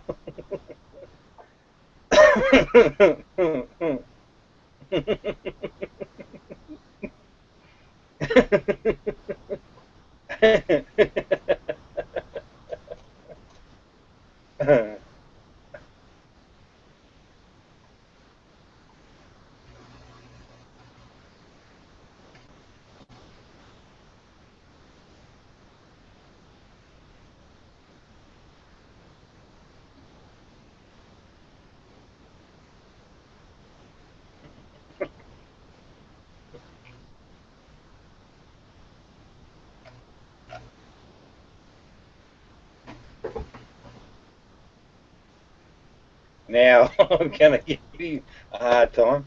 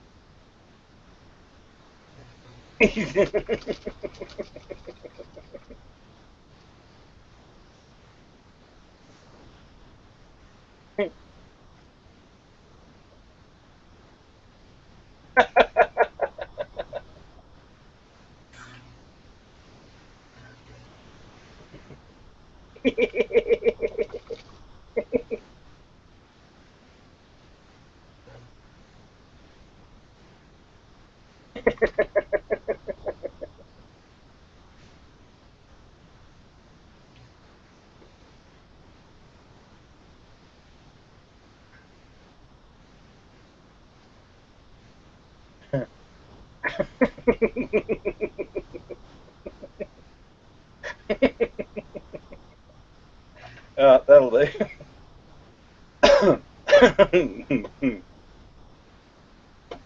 Oh no. Oh, here's Bulldog. So this is the ego mind again. He says Rob's got his ass kicked again.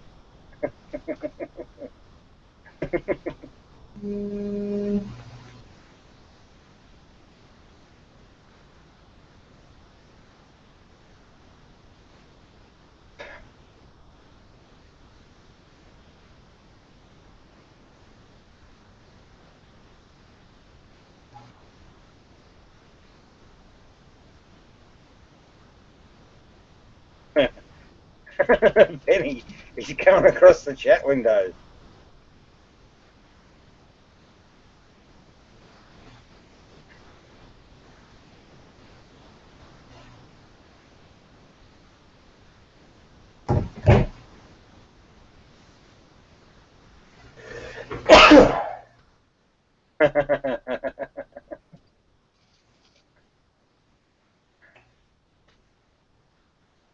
What are you doing, Benny? I'm just making him dance, right? I'm taking him all over the world.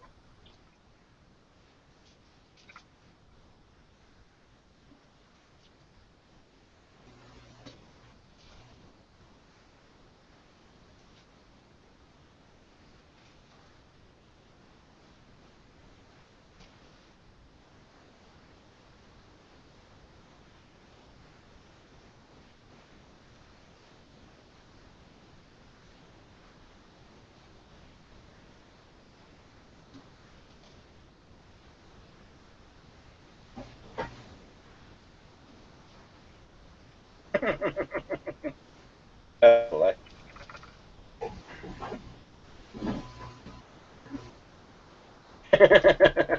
Benny, watch out, Bulldog's beside you. What have you got? Oh, he was too quick for you, Benny.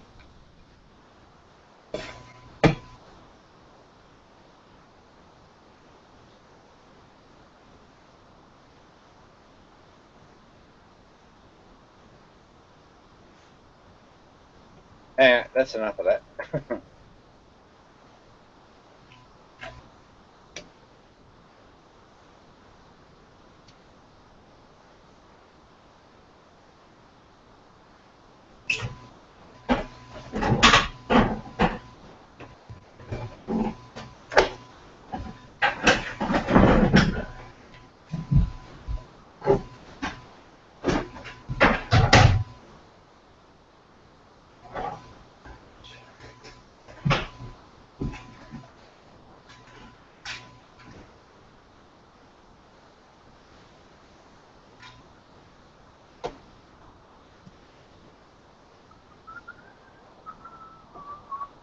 All right, that'll do for that.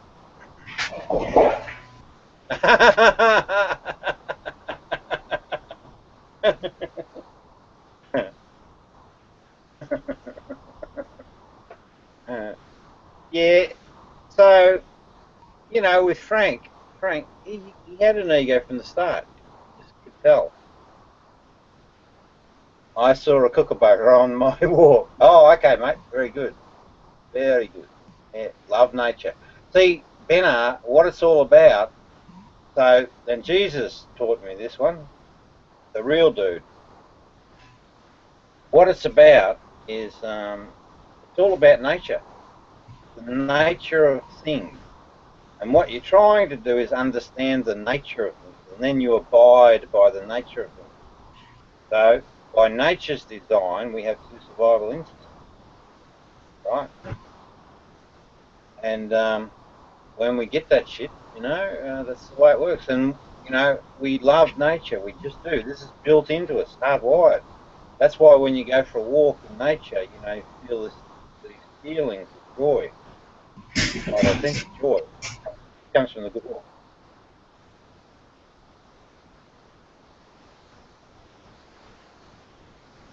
Oh, Jesus, mate, you keep fucking bang. When I say something, it's fucking true. That's it. Let the doubt be yours, mate, not mine. Now, so let's see what you said. Try and help you. Could it be the nature of us, how we evolve? We are not as aware as you could be. Okay, it's a good question. Good question. No, no, no, no, no, no. Get back to basics, the basic building blocks. What happens? The self-survival instinct, right, is the culprit. Oh, okay. Self-survival instinct is the culprit. It's the thing that makes us not take on board the actual story. So the idea, hey Neo, welcome aboard. So the idea is, hang on, where are they, Benny? Go to the control room, right? Find Benny, the gangster. Their controls. Okay.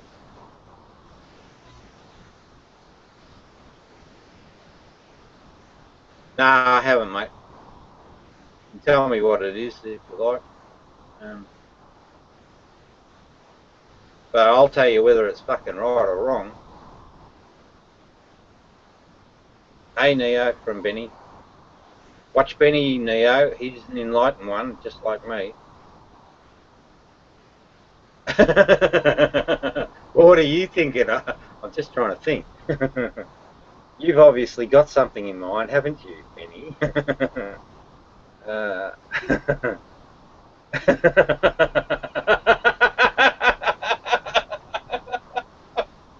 Oh, mate, you're just so connected to the super brain today. Nah, Neo's fine. but yes, it's relevant. It's in contact.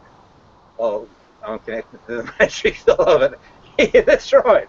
Yeah, we're people of the Matrix. We're plugged in. By Daniel Simons, watch the video 2 minutes. Okay, so what is this? All right, well, maybe we'll do... Have you got the link?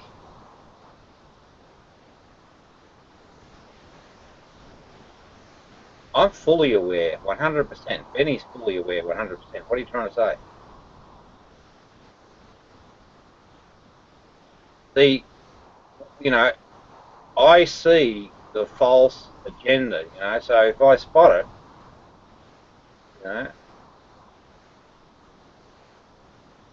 yeah, I'm not interested, mate. No.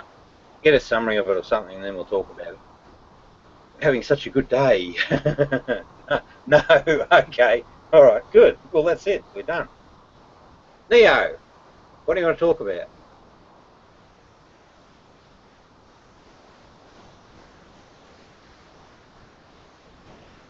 Oh, yeah, BRB. Okay.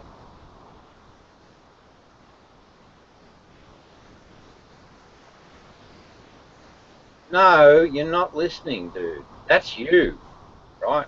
You're unaware. We're totally aware. I mean, 100% aware. Right in the moment. No, stick your test up your bum. You're not paying attention to the detail.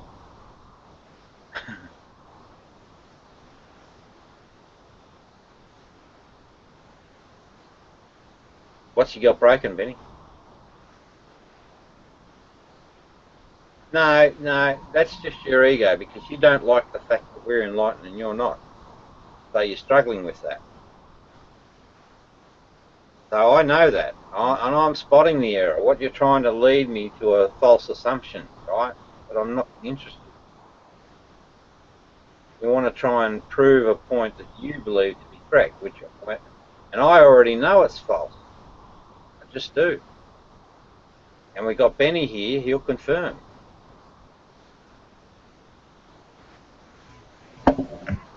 I mean, you know, if you want to one day, get the link. I'm glad to take you through the exercise, but if you don't acknowledge our enlightenment, then I know you've got a secret agenda. No, bad luck. We are, you're not, that's it. That's better, that's a good attitude. You'll get there, dude, you'll get there.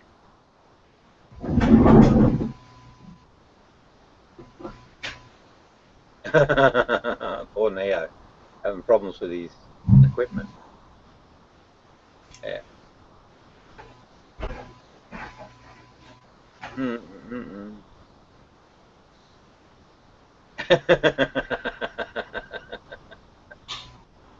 Yeah. Well, actually, hey Benny, I'm wondering if you're thinking of this.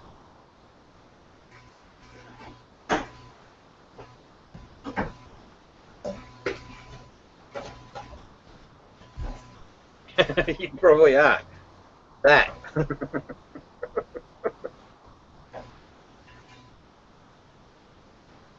Yeah, well, good luck, Benna. I am enlightened, and it doesn't matter what any test does. What if the test is faulty? Yeah, well, you know, see, this is your ego, mate. You're starting to obsess over this. You got to learn to manage that. So the way to deal with your obsession is let's do that test. when I feel like it. Let's do the test, and we'll see if you're right. But you must do it step by step. So it's not enough that I might appear to fail. Give my explanation of what happened and why it's interpreted as a fail. So you got to do it properly. Well, I understand that. I understand that perfectly. But you don't,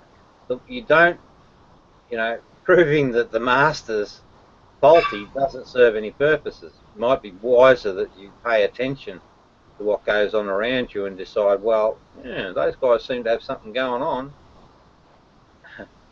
I said it that way because I knew it would irritate you. Because we don't regard ourselves as masters, do we, Benny? Oh, well, I don't know.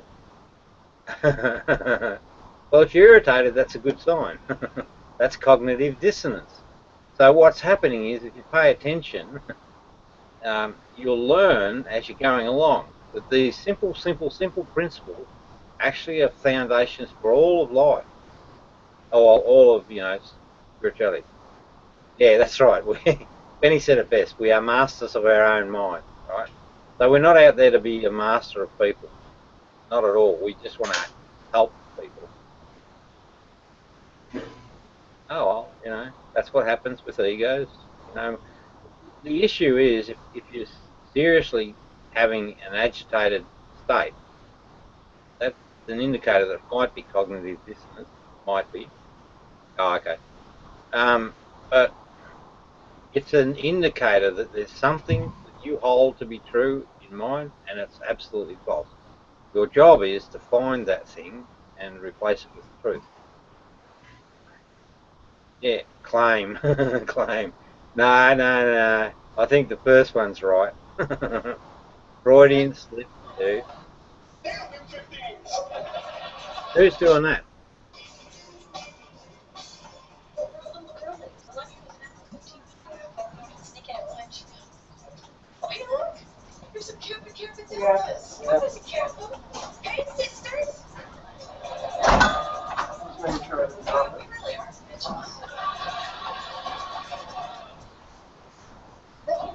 So when Dr. Seth was back from the laboratory, he made a startling discovery. He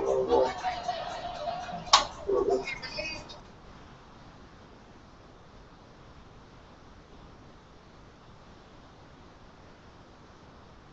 Well, he's still got the mute flag shown, dude.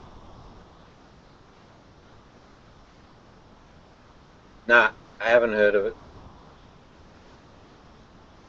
See, I don't label myself on things that don't matter. Like the intellectual tribe.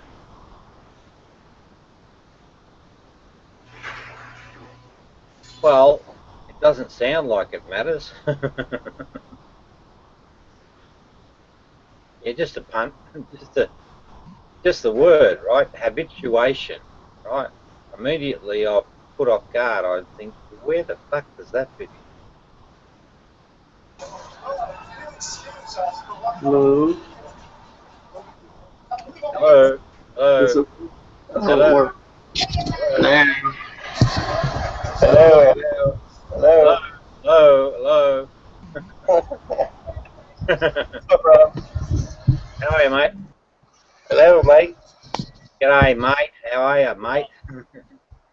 That's not a knife. Yep. Bloody Yeah. Take you home to. I'll put another shrimp on the barbie. Bobby.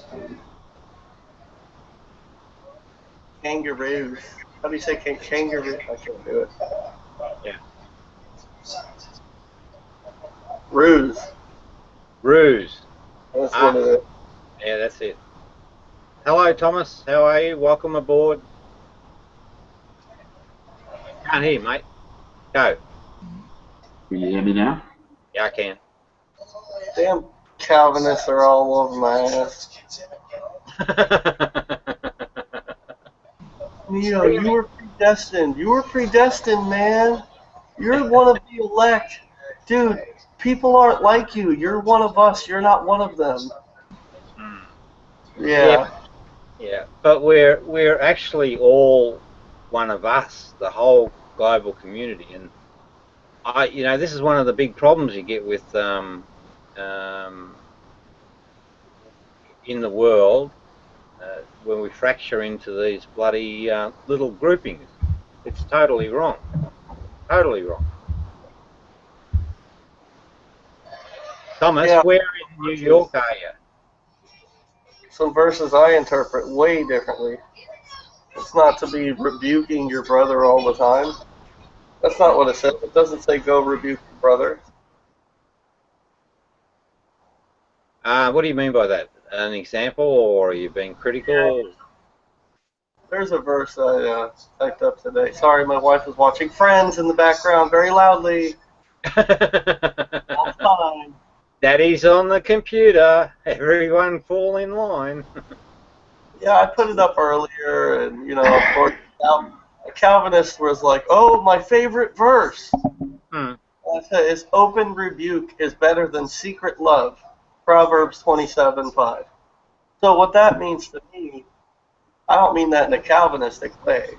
I'm saying that my love for everybody on this entire planet is not secret. It's public knowledge, first of all. You know what I'm saying? And then second of all, open rebuke, it's like open rebuke. It doesn't say go rebuke everybody. You see what I'm saying? That's not what it means. What does it mean? Open rebuke. That it is better than secret love. To secretly pray about somebody instead of openly rebuking them would be better. Now, I would say to that doesn't imply that that's what we're supposed to do all the time, 100% of the time. That means it's better than that. That doesn't mean that that's exactly, if you can't openly rebuke that person, then all you can do is not secretly love them, but pray for them. That's not secret love to me. You're telling God about it, so it's not secret. So. I think if you openly rebuke someone as opposed to secretly loving, at least the open rebuke is a direct contact with that person, from which will stem everything else. It'll fall into place. But if you secretly love and it sounds like there's not a connection there, that's pretty much squashes everything. There might be a situation where you can't openly rebuke somebody and all you can do is go home and pray for them. They might be so, in my Christian worldview. That's what I was discussing today with some people, and I was like, that doesn't mean go rebuke everybody. And they'll bring that up and they'll say, that's my favorite verse. Like, yeah, because you guys like rebuking people. That's the problem. What verse is that again? Proverbs 27:5. Proverbs 27:5. Look at that. Yeah, and I mean, like I said, I don't secretly love anybody. I'll tell you to your face, man. Makes sense. Are you what do you enjoy, running through the Bible and gathering wisdom, or what are you up to? I try to be a Christian. Me and Rob talk a lot about his beliefs and my beliefs, and not how they differ. I like to relate instead of compare. Mm-hmm. Okay, that works. Robert, I had a question for you, Robert. You must be taking a break. What do I call you? Staticky? Oh, Neo. Neo.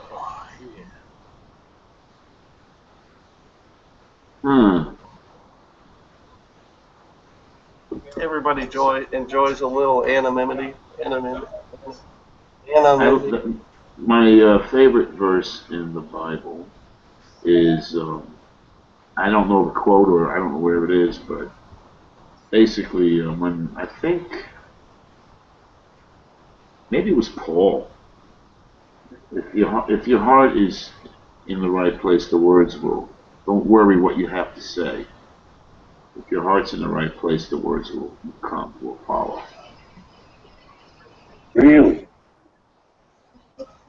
Yeah. I think I remember what you were saying. There's a lot of verses in the Bible about your heart, and it's hard to pick exactly which one because I mean Paul sometimes mentions it here and there. I just think it's true. I mean, there's no formula for anything really. If your heart's in the right place, though, you'll spew forth the right ingredients. Every way of a man is right in his own eyes. The Lord weighs the heart. Proverbs 21:2. I'm not sure that's not. That's a little. That sounds about the same though. Robert, are you back? Yeah, I'm back. Yeah. Yeah. I wonder if you'd just be good enough to define for me again what in the moment. When you say in the moment, what moment are you talking about? Bills. Bills? Benny was bringing your attention to the moment. That was what he was doing. So, Can you right. put that in different words so that we don't just say in the moment? Can you describe what that actually means? Yeah, I can very specifically. So hang on, that phone call, right? That's for the doctors. That sort of ongoing follow-up on the condition that I ended up in from this internet stuff from last 12 months. So it's just it's an out of sequencing call, Benny. So I'm just a little bit concerned why they're doing that. Just something to note. And take note. Now back on track. Specifically, it works like this, and I mean, you might have your own opinions, but here's what really happens. So I'm very, very, very confident about my understanding of reality. So the sensors, by design, collect information from the environment. That's their job. When do they do it? In these ever-passing time slices. How small or how big are they? I wouldn't have a fucking clue. But I would say tiny time slices, right? The only time that the sensors pull information out of that environment that we live in, that constant environment, at that point in time, the only time that they pull information on board is what I call the now. So in other words, I can't, it's an impossible thing to actually go back in time to use my senses to experience something.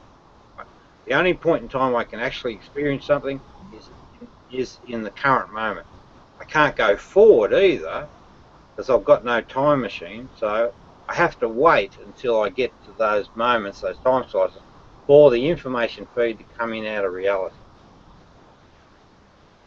So that specific current moment right now, right, is the now. And enlightened people like Benny and myself, we are always present in the now, right? Each now, always. Now see, Benny confirms what I'm saying. He's from Romania, I'm from Australia, I'm older, he's younger, so there's no way we could have got together to, concoct a story.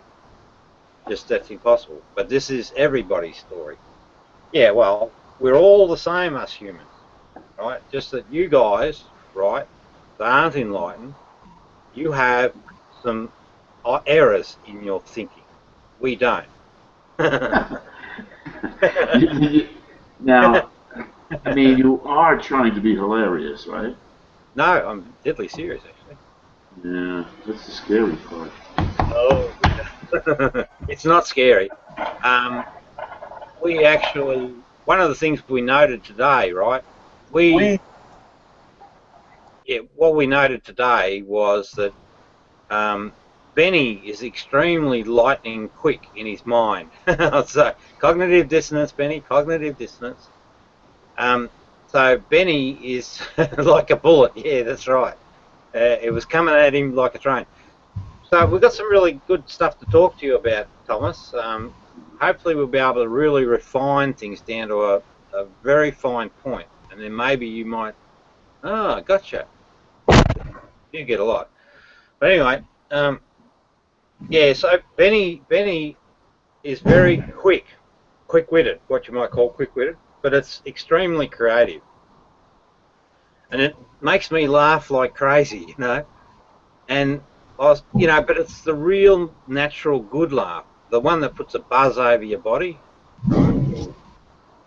The healthy laugh, Okay. Yeah. So, you know, if you ever get into or catch up with us, you know, it's a good, healthy thing to do. You know, it's good. To catch up to you guys? Yeah.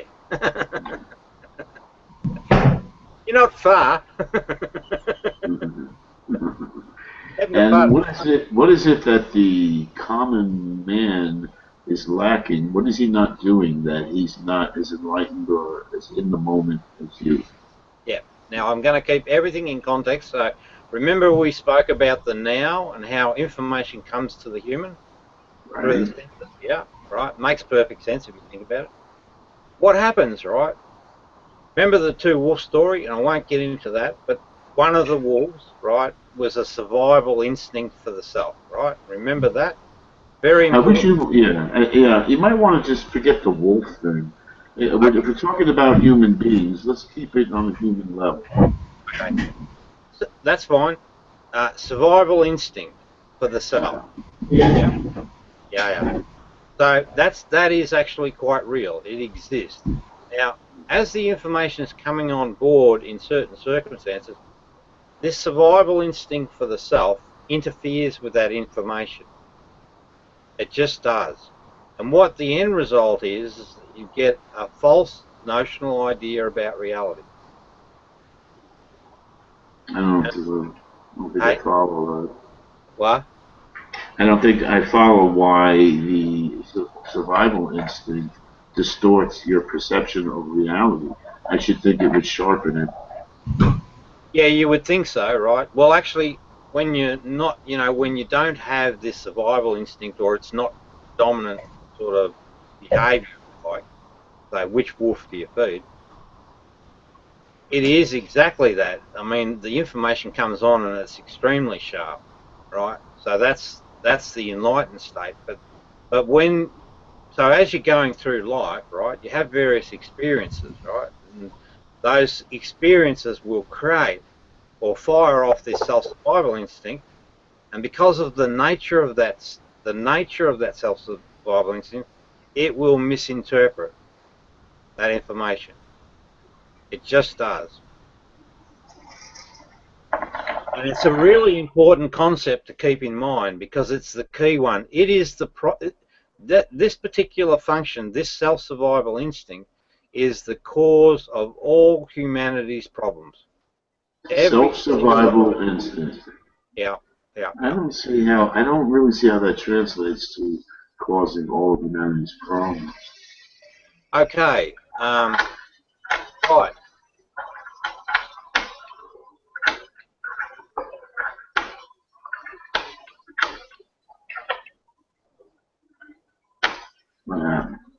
Yeah. Because, well, Benny's saying because what it does is it keeps the human in a slave's way, and he's actually right.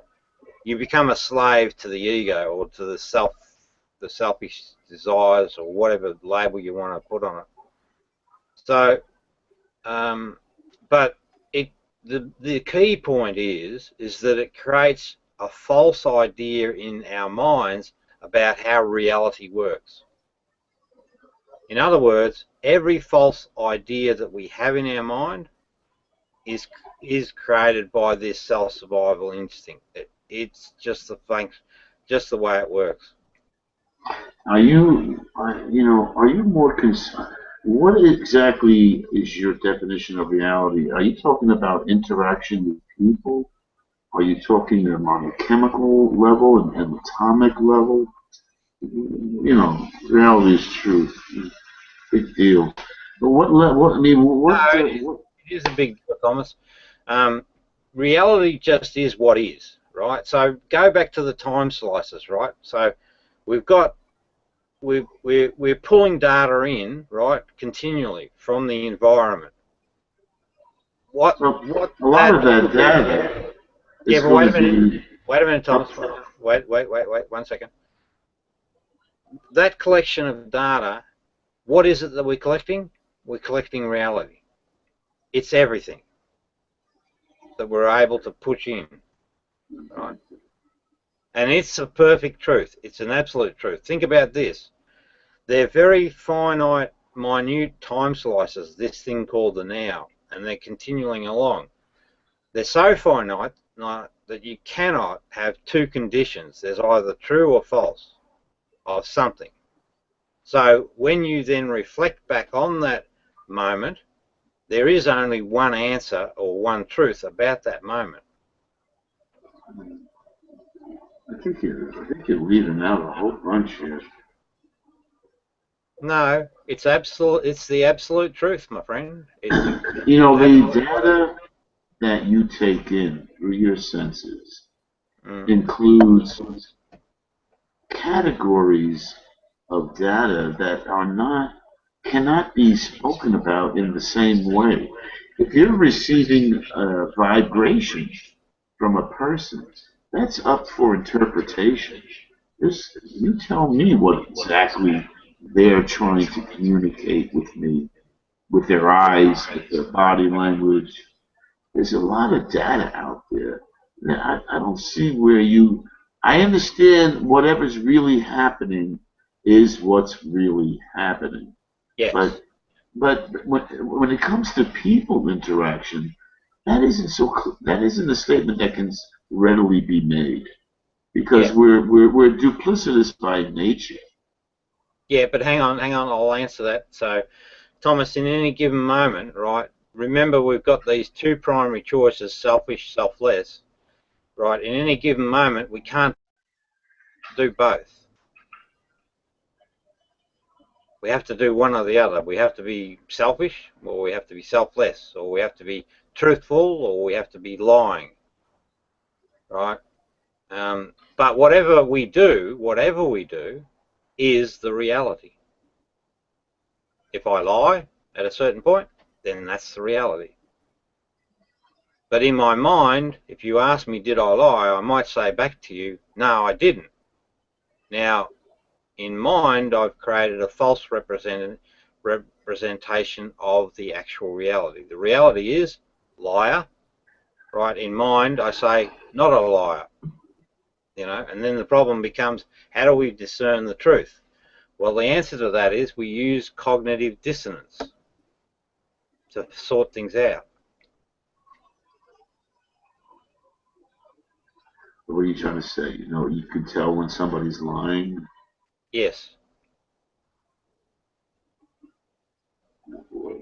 I think you're really trying to simplify things to the point of madness. It doesn't really ring comprehensive to me. It doesn't ring comprehensive to me.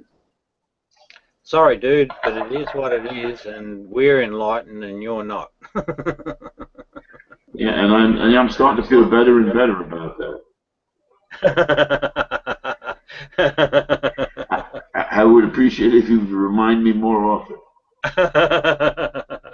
No, mate, I promise you, this is a much better place to be. But you know, we don't force. Listen, I've evolved to a point where I agree with everything you say. I just don't make such a atomic level production of it. You don't even need to dwell on it. The point is, if you're real and if you're open to realness, then what else is there to be? I mean, what else do you want to be besides real and receive real data? Yeah, in a perfect world, that'd be what you would want. But in our reality, 98% or most of the population on the planet suffer for egos. They're the fundamental problem of egos and lies are the fundamental problem for society. So if you want world peace or something of that nature, you have to address egos and lies. Well, egos I'll go with. Well, egos create lies, so they're inseparable. You have an ego, you're going to be lying. Because remember, the definition of the ego was that it's been corrupted. The data that's coming in has been corrupted by the self-survival thing, and that's created the lie. So you've got to destroy the lie, and that's where they say it's the truth that sets you free. There's a lot of reasons to lie besides it being the result of your ego. No, that's not correct. Uh-huh. You have to give an example now, Thomas. Well, I mean, if I wanted to save somebody's life and I didn't identify them to a certain somebody. Gotcha. I understand. What you're actually doing there is you're in a situation where someone's being a bad person or doing the wrong thing, and you need to tell a lie to actually save the individual. So you've got to step out of line, but that's not really lying. It's probably what I call a Pharisee lie. You're basically, and well, the thing is with the person that's enlightened, they'll say after the fact, yes, that's exactly what I did, and then they'll explain to you, I did it because of X, Y, Z, and it will lead back to helping someone. So it's probably not a good example. There's too many examples of how you could lie. Okay, give us another one. But you say they all trace back to the ego. Well, they might very well. Yeah, all the ones that are bad lies definitely come from the ego. Well, all the ones are bad. There are some good lies. Sorry, say again. There are some good lies. Yes, and they have to be with the intention of serving our fellow man, you know. Yeah, go with that. Yeah, that's it. It's not complicated, Thomas. It's not complicated. Yeah. I think what keeps people from stripping down, maybe discarding their ego, and being 100% real all the time? What keeps them from doing that? Okay, and that's the $64 million question. The design of this self-survival thing, it creates a notional idea or an identity based on these lies, right? So that that self-survival thing started when we were very busy self-surviving. Back in the day, there was so many dangers around you. That instinct better be kicking, or you would be dead. Oh, and you still need it. I mean, it's got a function that's important. When you're battling for your own life, you need the built-in characteristics to do this stuff. But in normal life, it doesn't really serve a worthwhile function. It becomes a bit of a problem. Really? Oh, because everyone is expected to be responsible to themselves and completely autonomous. Everyone has to take care of themselves as best as they possibly can. That already invites ego, and it invites the instinct to survive. If I'm not doing what I need to do for myself, I don't have a roof over my head. Nobody else is going to do that for me. That instinct to survive had better be kicking, even today. Well, you still have to get your food and get your shelter and find a mate. Gotcha. No drama. Now, yes, granted, but here's the other side of the coin, right? It is the source of all lies, right? So when you get information from the environment and you bring it on board and it's messed with and changed and stored as a faulty thing, you've created this ego problem, right? So anything that corrupts the information from the environment is a problem. Right.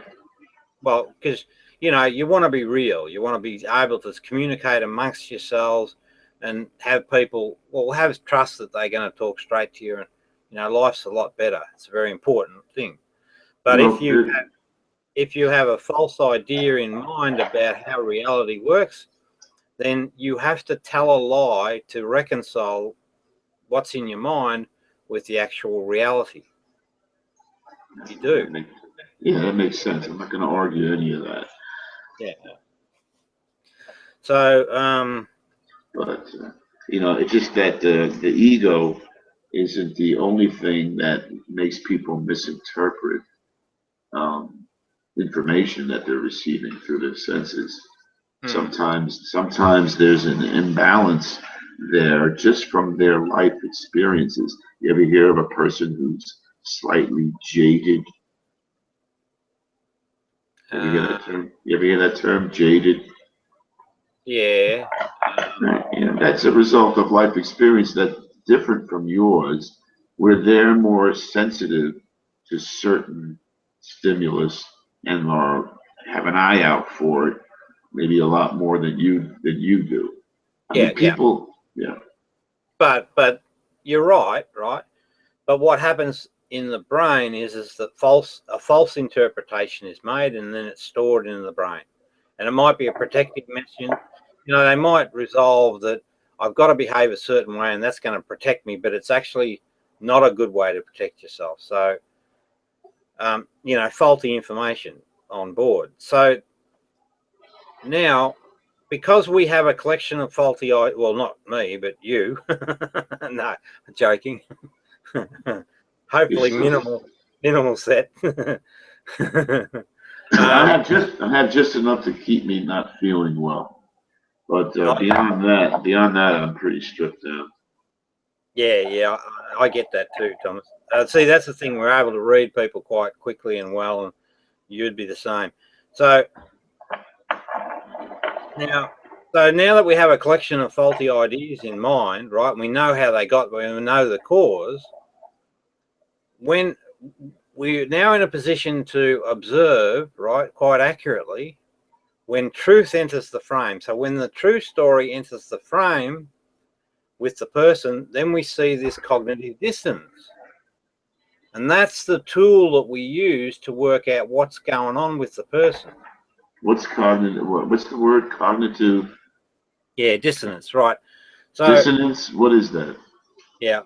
So false idea in mind, true idea is presented to the person. So now they've got two ideas in mind at the same time that are contradicting each other. That creates this phenomenon called cognitive dissonance, because what the self instinct does, because it protects the self, or this notional self, right? Remember, it thinks it's the self, right? This is the person's identity, right? Even though it's not an accurate reflection of reality. So it goes into the common flight-fight pattern of response. So it attacks the person delivering the truth, and it gets rather nasty and pecky. It shuts down receiving any information from that source of the truth because it doesn't want to be influenced by that information. It does a face-saving maneuver, and then if all that fails, it then runs away. Fight, flight. Right? Now, when you really become acutely aware of those behaviors, and they are common behaviors, so they don't vary person to person. So you can then read the play and you can understand where there's a lie, right? So you can tell specifically where there's a lie, and you know, you can almost tell exactly what that lie is. I don't know what the fuck you're talking about. It's simple. It's not complicated. It's really one basic point that is just dragged around. I mean, I don't know.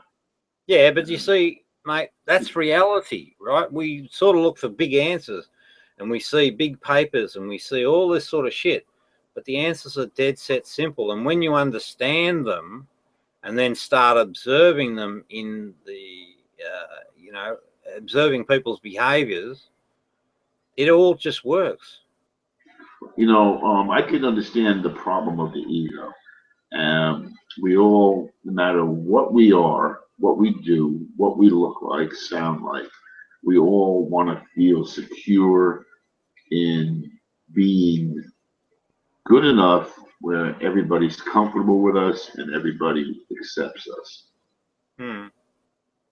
I think that's the general approach everybody takes with everybody. Yeah, just say that again, dude, please. Well, the problem of ego I'm talking about, we all have a desire, a need to feel good enough about ourselves, about our image, our own image of ourselves. You need to feel good enough where you're comfortable in thinking, assuming that other people are going to be comfortable with you and accept you. So anytime somebody is presented with a truth that makes them feel off balance, then maybe the natural instinct is to deflect, maybe run away. That's a little dramatic. If you want to tell somebody something, and it's, let's say a constructive criticism, let's say, you got to know how to do it. You don't know how to make them feel. Okay, Thomas. I know where you're coming from. And I see this often. This is the gentle, caring soul wanting to, sort of settle the messy pond and, get everyone on the same page in a gentle way. Well, nah, ain't going to happen with me, mate. I don't operate that way at all. I try a different approach. I want to bring it straight to people's face and shake them up a bit, get them thinking. Yeah. Well, earth-shattering notions and concepts will get them thinking. You just don't have to bang them over the head with it. I'm not it's going to be earth-shattering enough as it is. So you can present things gracefully, and they'll still shatter the earth. No, that's not my experience. That's what martial arts is all about. Well, I understand that, and so I did Aikido, and Aikido is probably one of the best forms going. And what it does is that you take the incoming blow, you position yourself away from the blow, and let the force go through, and then you basically, in a very gentle and almost loving way, just secure control over the situation. Right. So I understand that perfectly. So stop. Look, I will give it some thought. I mean, maybe I'm being a little impatient because my agendas are very specific. I want to have an impact on world peace of some magnitude, and I don't want to wait forever to do it because I already know all the answers. I just do. I just got to work out how to do it, how to get that person. Well, actually, I've got a pretty good technique now, I think. So I've really ironed out the interview concept. So how we discuss things. I've ironed out how to demonstrate to the person, to themselves. Well, I can pick all the lies. I can do all that. To demonstrate to the person the position, the lie, explain to them cognitive dissonance. But I'm not able, so I can do all of that, and I can do that repeatedly, time and time and time again. But so I'm left relying on the person to come to the party. Yeah. And that seems to be too slow for mine. You would like to impact the world stage and sort of help the world move in a more peaceful direction. and cooperation. And I know specifically how to do it. I know. Yes, I do. I absolutely do. I know exactly what needs to be done. Yeah, what needs to be done. Okay, so we need, and we can do this. This is achievable. We can demonstrably explain the enlightenment process, right? And then we can prove it with a couple of individuals that are willing to actually engage it appropriately. That would have a snowball effect that would say, right, this is true spirituality. Once that's in place, then I'm ready, and I've already got all the arguments ready. I'm ready to then go against the two major religions, or the three major religions, if you like. If I'm able to convince people at that level, right, that I'm actually right, and I bring Jesus to the table, so I've got him in my handbag, so they've got a fallback position because both respect Jesus. Well, not the Judaism, but we don't worry about them. It's the two majors we need. If I can achieve that, right, and who knows, I might have to give up after a month. But if I can achieve that, something very special happens. Right? There's a question that must be asked and answered, and I actually know the answer. What if religions are fraudulent and political? Who did it, and why did they do it? Religions are what? Fraudulent? Politically fraudulent. I don't know what that means. Okay. You know the North Korean situation with Kim Il Jong and calling themselves gods and reading people's minds and all that hoo-ha. Okay. Yeah, that's political. That's religion used politically and fraudulently. So it's used for power and control. Okay. Yeah. Well, religions, Christianity and Islam, are exactly the same form, and I think I can prove that.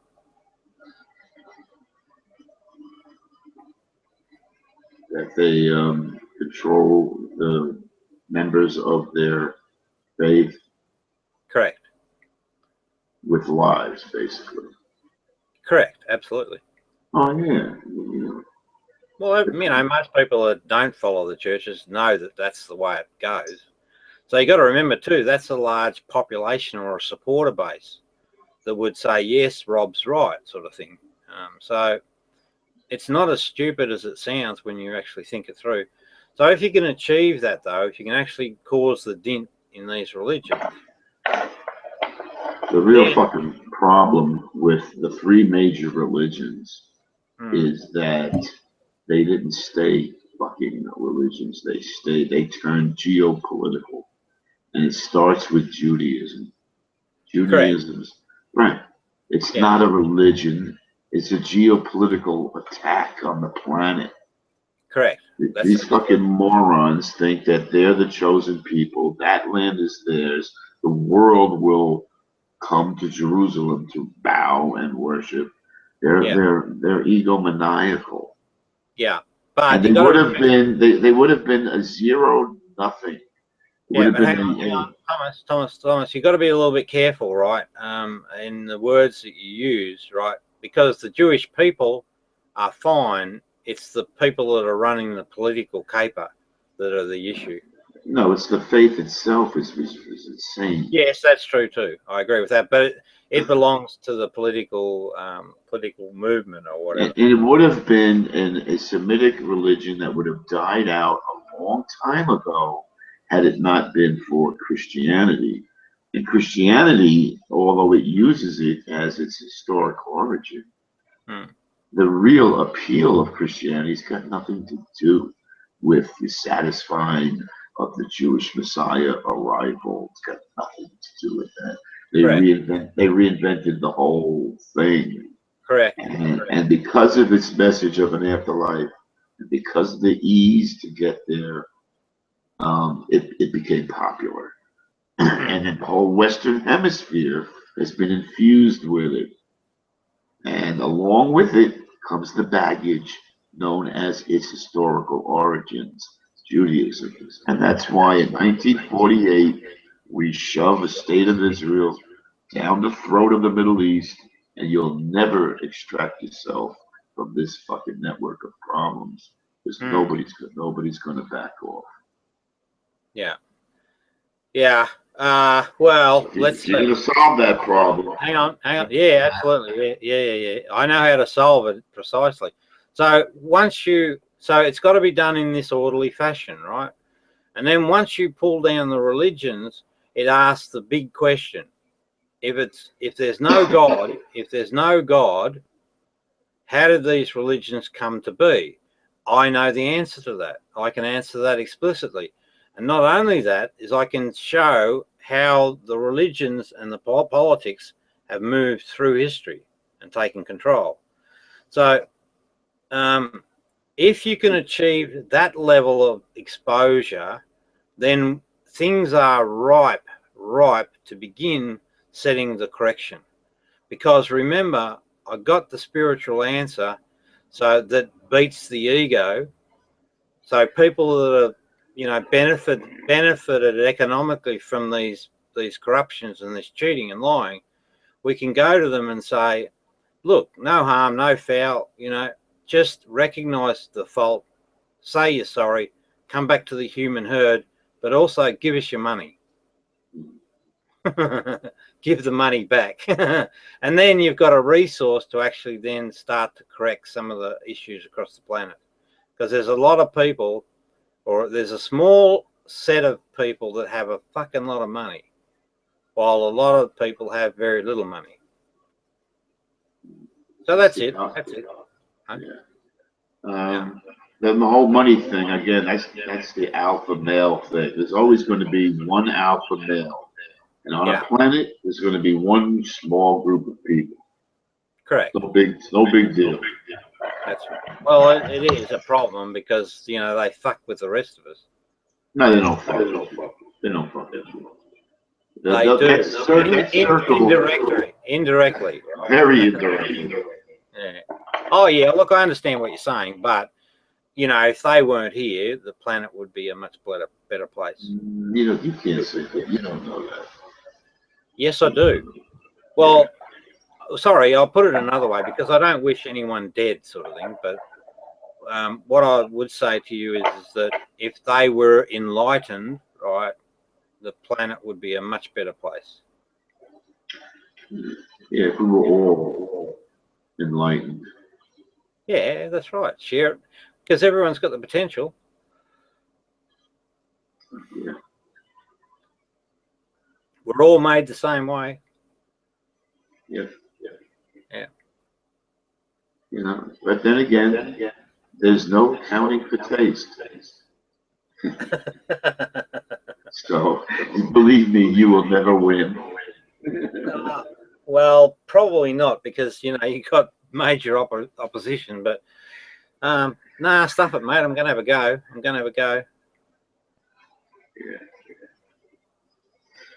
Yeah. Patience is a virtue. Well, what else can I say about that region? You really think you have a peace plan for the Middle East? Yes, it's all for the whole world, basically. It's the same. The whole, first of all, the most stubborn concept on the planet is probably this concept of God. And I think it feeds right into the ego, one's ego. Yes, it does, and I'll explain explicitly how that works, right?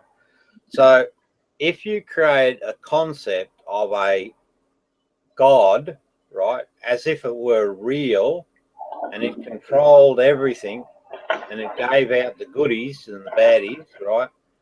If you create that idea, what happens to the follower? They take on board a false idea. So we're still back at the false idea becoming the ego. Yeah. So, it's at its basic roots, it's a problem. You can't have, the way you want to live your life is you don't want any false ideas about reality whatsoever. Zero. Zip, nada, zilch. Mhm. Most religions will try to convince everybody else that they're teaching their followers to be compassionate, open, and nurturing to everyone. You know, the real points that stick out as bullshit in religion is the existence of God, the afterlife, and that's about it. You know, whatever else, the forgiveness of sins, all this other nonsense, this whole judgment thing. You know, somebody judging anybody. Yeah. Those are the points that really need to go. But everything else about religious people, pretty much in line with everybody else. That's why I pay attention to them. I want the same things they want. I just don't buy into their dogma. Their dogma. Hmm.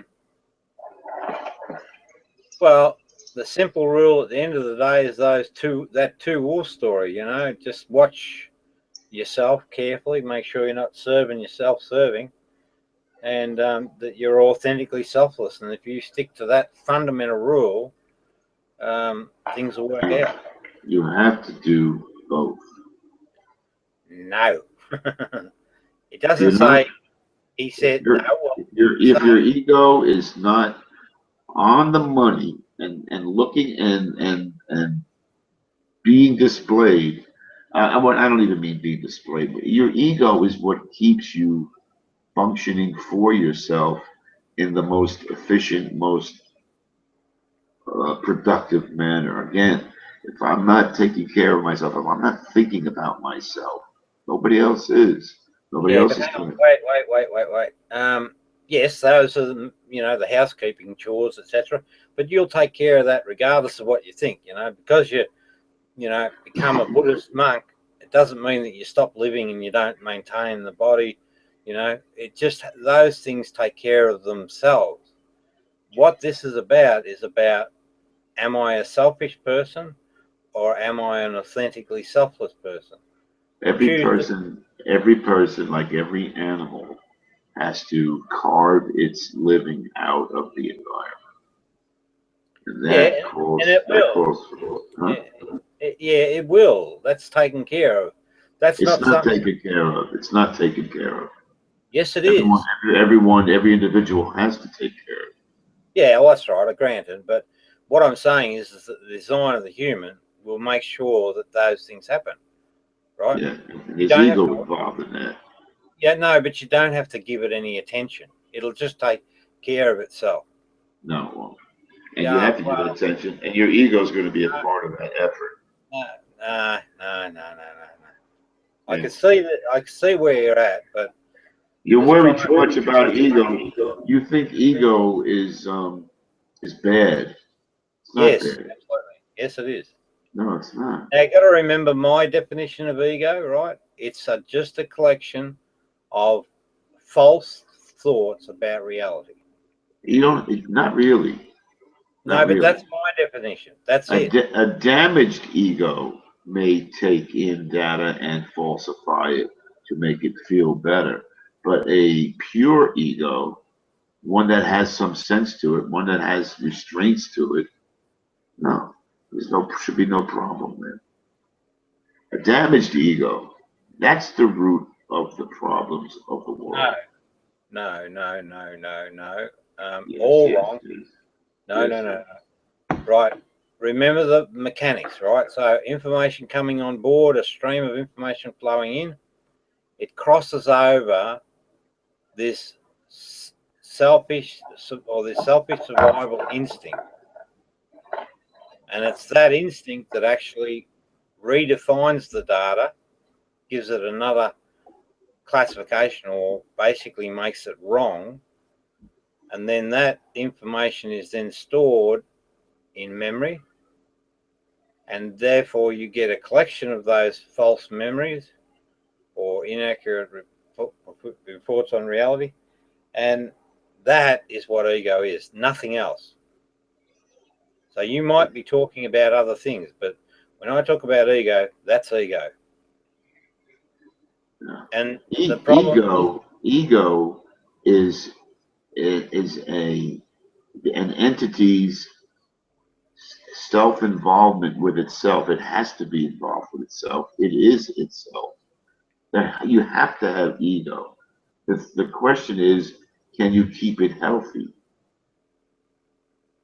Well, that's one way of expressing it. I don't necessarily disagree with that, but I think my way of expressing it is more accurate to the function of ego. And what I say is, you want zero errors in your interpretation in reality. That's the ideal.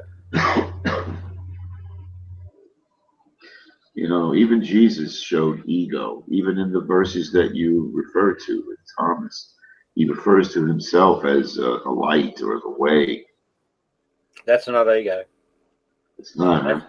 No, that's just stating a fact. He's not the fucking way. He lived in a little corner of the fucking planet, touched about a half a dozen people, and on the other side of the planet, they never fucking heard of him and couldn't care less. He wasn't the fucking way. Yes, he was, and I'll explain how that's true. Yeah. Well, anyone can be the way, any human, right? Because remember, the spiritual condition applies to anybody. So anyone that gets it, who works out how things work, and then teaches that teaching, can be said to be the way. Well, the way spreads is exponential. When you interact well with somebody, you set good energy into this world. I gave this as a definition of karma once in another chat room. Good karma, bad karma, reward, punishment. If you deal constructively with another living thing, even a non-living thing, you deal well with it, you introduce good energy into the world. If you deal poorly with it, hurtfully with it, you introduce bad energy into the world. That's good karma, bad karma. When you introduce good energy, it has a ripple effect. That person's dealings with others will be enhanced. Those persons' individual dealings with others will be enhanced. Boom, it becomes exponential. So yeah, one person can change the world if they kick it off with the right message. Did you follow that? One person with the right message can change the world. If it's absolutely stunningly wonderful, and he tells one person, that one person tells two others, and those two tell two others, it becomes exponential, and it goes right around the globe. Yeah.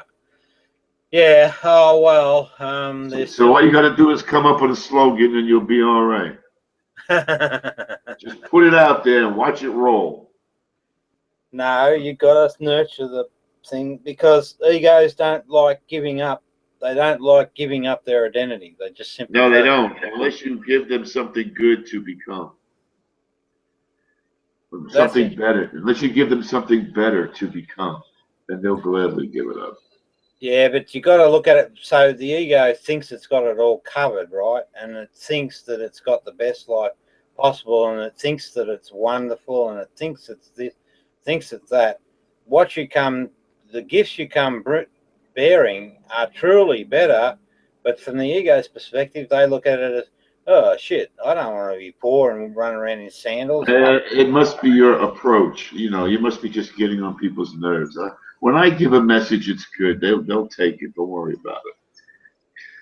Well, how come you haven't achieved world peace? That hasn't been one of my goals. Well, it's my goal, so I'm going to have a crack at it. It's all in the delivery. Hang on, it's all in the timing. Yeah, so here's something, right? This guy, he was trying to get. So this is an ego dude I'm dealing with, and he keeps wanting to inject his philosophy into my space. One of them was habituation is a psychological learning process wherein there is a decrease in response to the stimulus after being repeatedly exposed to it. Okay. So I've got to think about that and say, is that fucking real or is it just psycho babble? Well, So I'll go. I mean, habituation, right? There's a lessening of the sensitivity to the stimulus. Well, I mean, that almost sounds like you need more dope every week to shoot to get high again. He's talking about drugs in that case. But what actually grows is the dependency. It doesn't have to be physical; it could be psychological. That grows with habituation, I would think. Okay. Maybe for different reasons. Let me just try it again. Habituation is the psycho. See, they fucking add in all these additional words instead of. Now give it to me. Let me hash it out. Go ahead. Habituation is a psychological learning process. So, in other words, habituation is a learning process. We don't need that fucking psychological word. No, It's you a do. learning. You do. Just read it the way it is.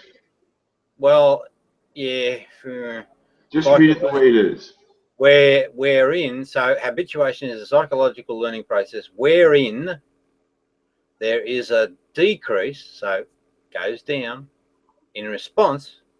So I guess that's a decrease of something in response to a stimulus after being repeatedly exposed to it. No, I mean, it's a little bit, it doesn't really make a lot of sense. So that's enough for that for me. Yeah, I don't think about it anymore. No, there's really not a lot of smarts in that particular statement. Who said that? A guy called Bennett Berry. He's a nice. Fuck him. I mean, there's, a certain insensitivity comes when you're constantly exposed to stuff. Like, for instance, according to what you just read, for instance, violence that you see on TV, if it's in the culture enough, if it's in your comic books and on the movie screen and coming into your ears through music, you become desensitized to the horrors that they're spilling out, whether it's killing a cop or killing your bitch or, killing your opposing drug dealer. People get it in their heads, you know what? I capped this motherfucker. Maybe I'll just get away with it. It might just be cool. There's a problem of that occurring. That's a becoming desensitized through constant bombardment of what normally would shock and upset you, but after a while you become desensitized to it. And that's how the world gets a little bit more rough-edged from one generation to the next. I mean, when you look at media now, it's doing shit it would never have dreamt of doing in the 50s or the 60s. Right?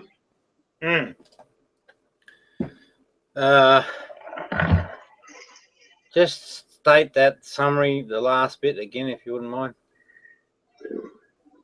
All I'm saying is that, I was giving an example of the violence in our culture. It permeates the music, the theater, movies, books, whatever, media, permeates it so heavily. It gets so much attention, so much press, you become desensitized to it. And, somebody growing up impressionable has a false familiarity with just how easy it is to be violent because they hear it pouring in their head all the time. They think there's nothing to it. Nothing to it. This motherfucker's up to something over here. Let me cap his ass. Fuck him. You see what you see the impression that it makes. I'm not one for censorship or anything like that. Everyone should be more proactive, just like you want to go fucking settle the Middle East. Everyone should be proactive more. You don't have to censor what comes through the air and into your head and on the screen, but you need to put some stuff up there that can compete with it. You know? Yeah. Yeah, gotcha. And you're absolutely right. So part of the condition of people that are enlightened is they won't walk away from injustice or lies or, people being beat up or whatever. So if we could move people towards that end, a lot of that's solved. But again, everything that you just spoke about still comes back to these basic founding principles where Sure it does. someone's got these fucking wrong ideas in their head. Someone's put them there. Like those kids that do the, the bombing for sex deals over in Islam and all that. That's because someone put a wrong idea in their head. No wrong idea, no foul. You mean the martyrdom thing where they go off and run to 72 versions? Yeah, it's all bullshit. Got no basis in reality. So if you correct that error, you don't have a problem. The way some parents bring up their kids, they do it incorrectly because of a faulty idea in the head. They might have read in the Bible where it says, whack your kids. So that's not the correct thing or not the right way to treat. Or it's not being loving and caring and nurturing, right? Feeding the good wolf. So again, we've got another error. Fix the error and we've solved the problem. What I'm saying is this basic, simple, what seems so simple stuff is actually the answer to just about every problem on the planet. Mm-hmm. Yeah. There it is. Hey, guess what, Robert? Yes, sir. Fuck, you still going? I gotta wake up. What the fuck was that? Oh, that's a troll. Why troll. you look? Do you have a life, Rob? The trolls are just pestering me all the time. It's okay. See, that's what All happens right. when you But stand anyway, it was nice banging heads with you for a while. I must keep going. Well, I hope we're making progress. Yes, I hope we are. I think we are. All right, let me know before you take off for the Middle East. Oh no, shit! One day you'll wake up and I won't be there. It'll go like that, I reckon. Oh, it's Neo. Yeah. Hello, Neo. Welcome. Who's that, Neo? Yeah, Neo. Neo was pretty cool. Yeah, he is. Good dude. Oh, he's muted. Oh, okay. Got it.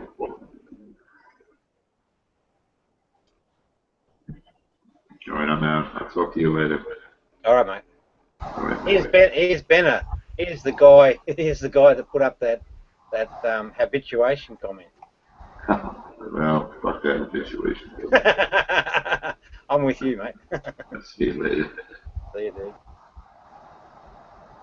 Welcome, fellas. Me and Benna have never really got along. Hey, what? Me and Benna have never really got along. You and who? Benner? Yeah. Oh, okay. Atheist Christian sort of thing? I don't know. He just comes at me a lot. Well, he's been bad to me too, so we've been banging heads, but hopefully you're starting to learn something.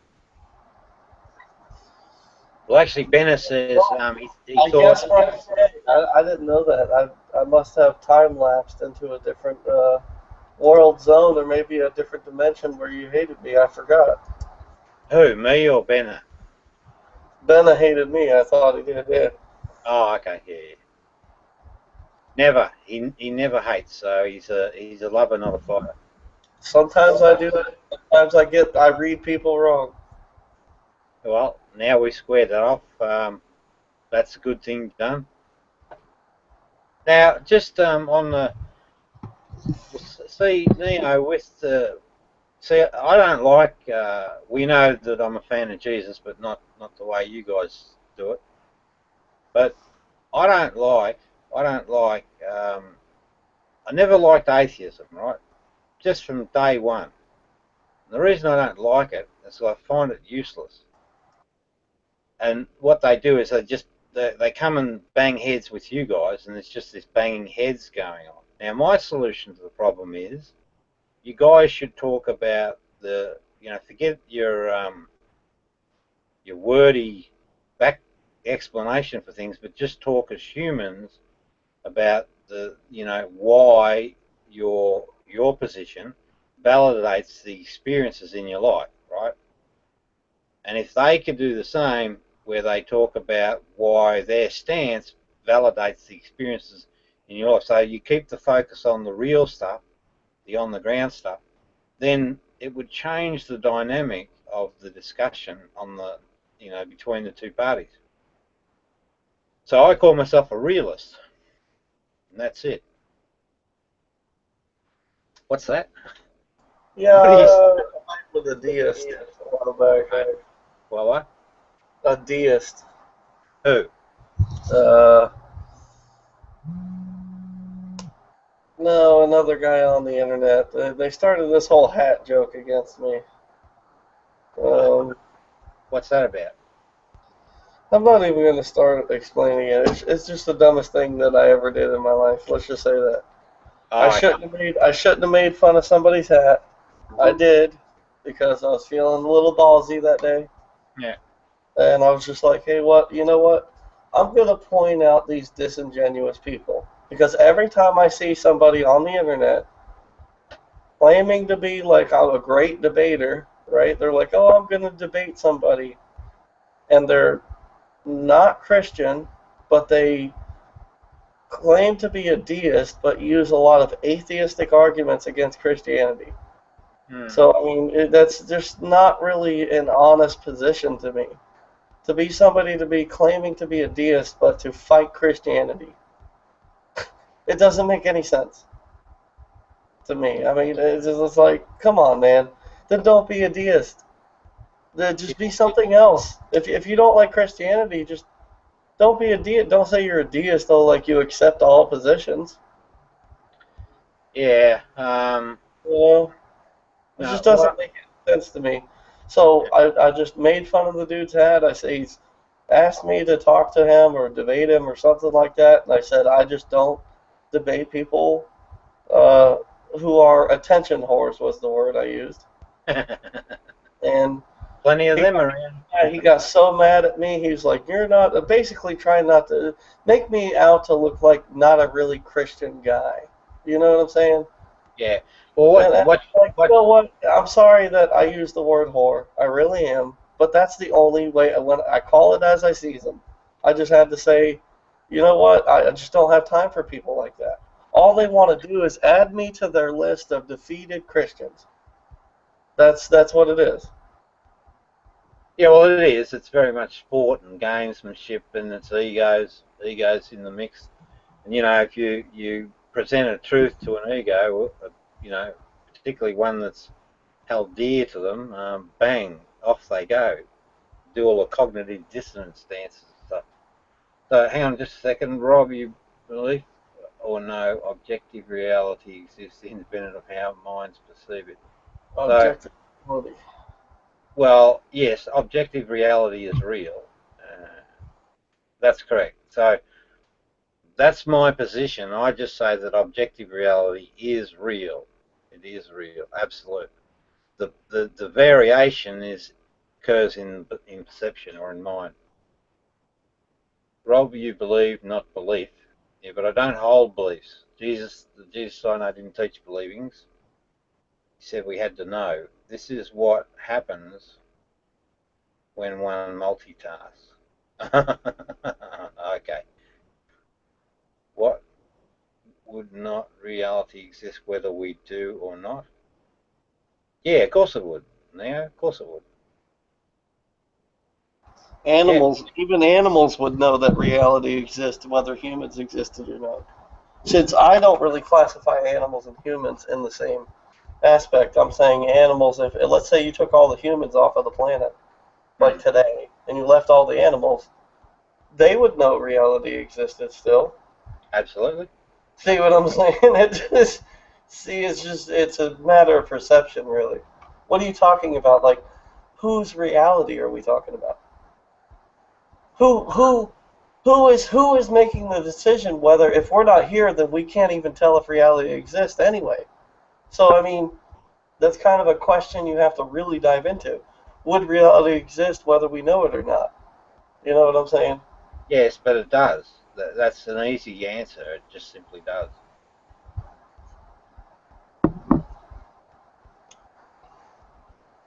That Yeah. comes to a really excellent point because there's a lot of philosophers I've listened to and talked to that talk about that. They're talking about, well, it doesn't matter. We don't matter. Get it? The word matter. Hmm. And atoms. And Adam, get it? Adam out of the Bible. Atoms don't really matter. Be right back. Is that me or no? Yeah. So what are you saying? Yes, minds have no influence on subjectivism. Is the opposing? Yeah, but I'm not interested in that. I've got my position, and it's you know. So there is no opposing position in reality, right? It is just how it is. Yes, minds have no influence on reality. We can't bend reality to our whim. We cannot bend reality. Correct. Yes. If all minds cease to exist, reality would still exist. Yes, exist. That's the realist position. Correct. I don't care about the opposing position, only that I'd say that it's wrong. Well, it's not how I see it. It's just how it is. You know, I mean, truth is absolute. And if everyone was enlightened, there'd be no disagreement. None. Except if they were fighting for survival over a piece of meat. Then the ego will come back.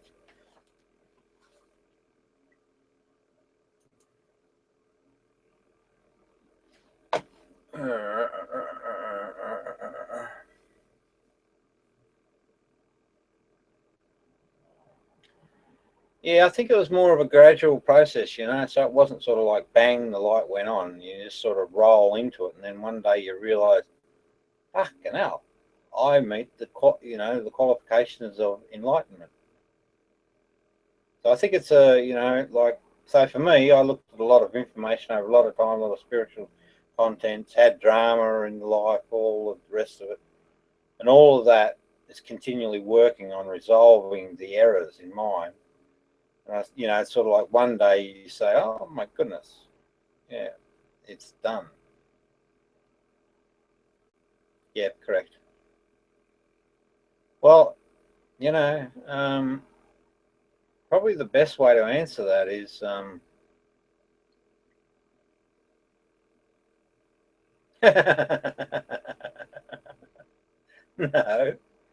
no, no. I mean, because in the process, so in the process, right, I've you find it difficult when you're very direct in that. So if I think back now, right, I'm probably maturing all the way through life, getting gradually more and more clarity and more confidence in my, ability to identify what really is.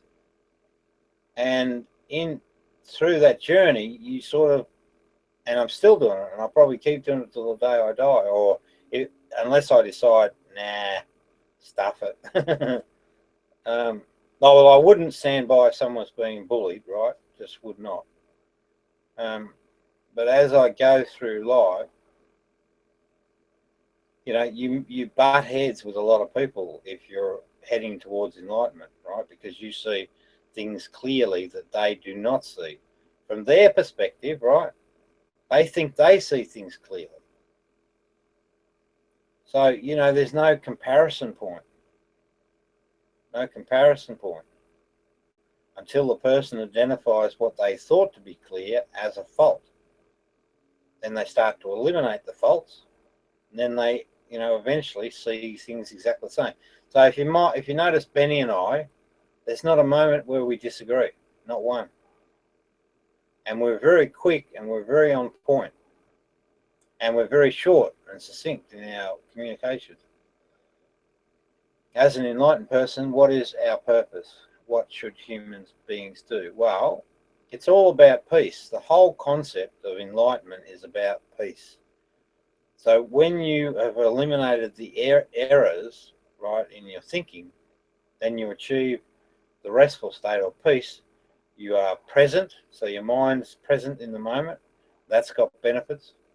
What else happens? You're more caring, more compassionate. You know, your relationships with people are a lot better. You're more understanding and empathetic. You're able to give good, sound advice that you know works. So there's a bunch of things that come from it, but the fundamental point of the exercise is peace. Peace. And loving our neighbour. So being a human herd in every sense. So true equality, all that sort of stuff. That's the type of outcome. So my purpose is to, you know, see if I can have an impact to that end by helping people to become enlightened. What should human beings be doing? Well, it's just loving your neighbour, basically, and just being clear in mind and enlightened. And, you know, the joy of life comes, all this stuff comes automatically. Love, authentic love, right? It's all built in. It's all the fabric of nature. What are we doing? We're harmonizing back to the way we were made, to the true nature, the true self. So once peace is achieved, what? Just be it, just to be.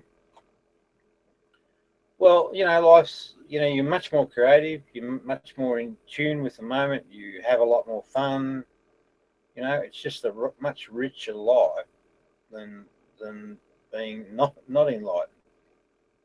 So when the mind's at rest, right, then your attention is brought to the moment, meaning that you're more attentive and you're more accurate in the data that you're pulling, less errors.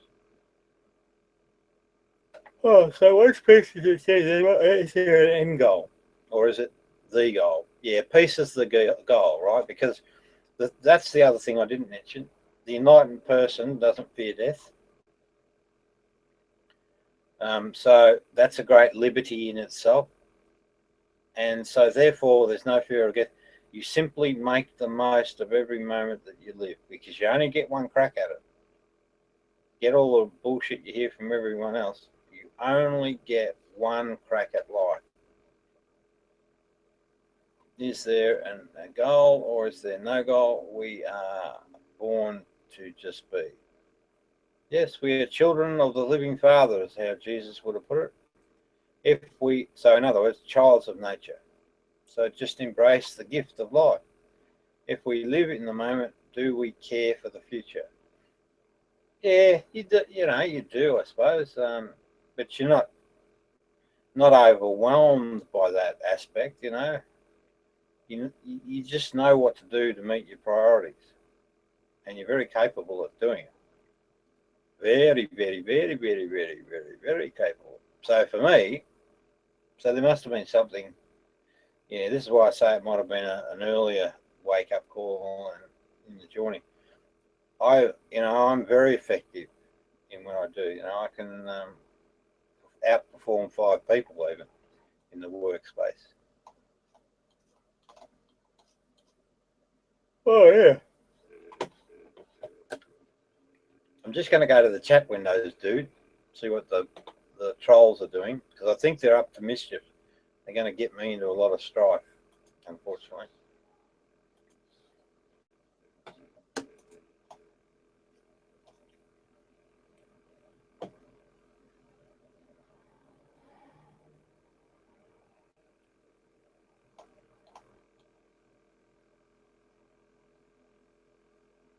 Right, so John May has said, the failed book writer, yep, that's fine, Rob Beasley, is suffering from cognitive dissonance. This has turned his ego into a monster. No.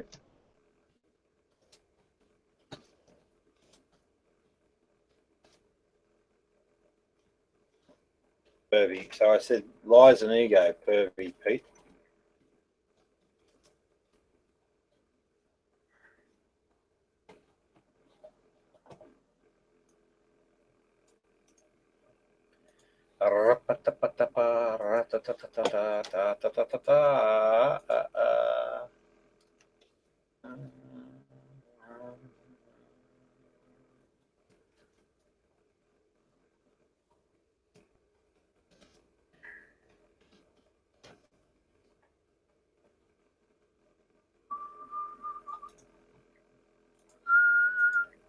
So the troll committee is sort of, oh, hang on. So, you know about why do you care? Okay, I really don't give a toss what they are saying. Why do you care?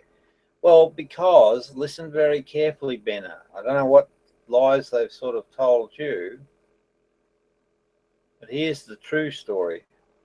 12 months ago, these guys basically persecuted me to the point that it landed up in a stay of care, right? And that has significant health consequences. I need to hold the truth up to these dudes and get them to admit their error. And, you know, it's a good thing for them because, again, faulty thinking in mind, that's the ego. That's what we're dealing with here. And these guys are guilty.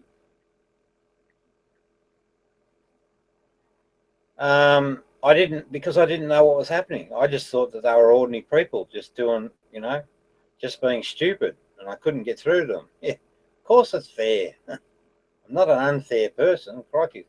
What's unfair, though, is these dudes. They've just gone feral because I'm catching them out in a lie. I'm bringing them to account, and that's why they go all crazy. And then they try and suck you people in and say Rob's crazy. But I promise you I'm not. So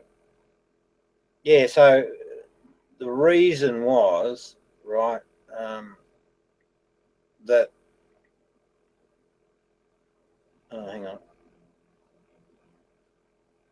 So what happened was they basically persecuted me, right? And I didn't know at the time that this was part of a trolling behaviour, right, in the community.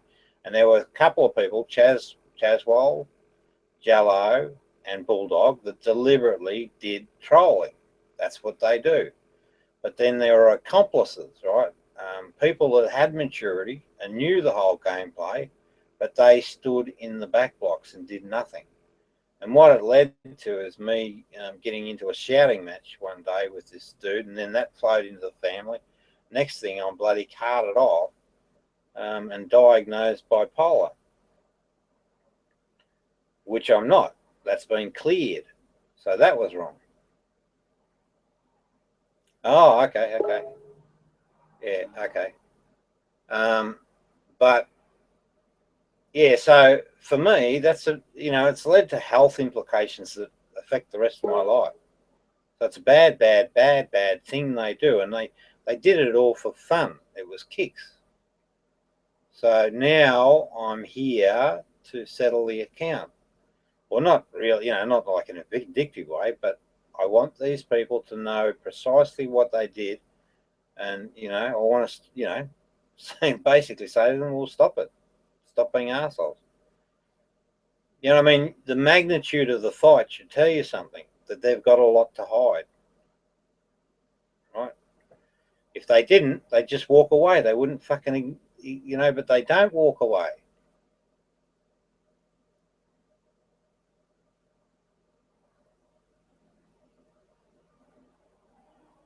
Bad dude, Benner. You're still playing those silly games. No, that's irrelevant, mate. It's got nothing to do with it. When I was marked, so there was an appeal, right? 3 senior people from the clinic, and I raised the appeal. I had a lawyer. Listen carefully. You seem to be filtering data out, so you need to get the facts. Right, so 3 people, senior people, right? And I put my case. They let me leave that facility under my own, so I was my own doctor, basically, right? I didn't have to take any more medication. Yeah, that's a fact. I can prove that because I've got the bloody somewhere. I've got the hearing findings. But that's okay. Doesn't matter. The reason I mentioned that is just for the person that's listening. All right. So if it goes back into the Chook House feed, because I actually do have that. But anyway, so I really wasn't bipolar, and I have no mental conditions at all. But it left me with lithium, right? Because I had it for 19 days, and then when you leave, right, one of the things the doctor says you cannot, and they seem to emphasise it, you can't not. It's for bipolar, right? Remember, because that's what they diagnosed me for, and that wasn't cleared up until we'd had the appeal. So, anywho, so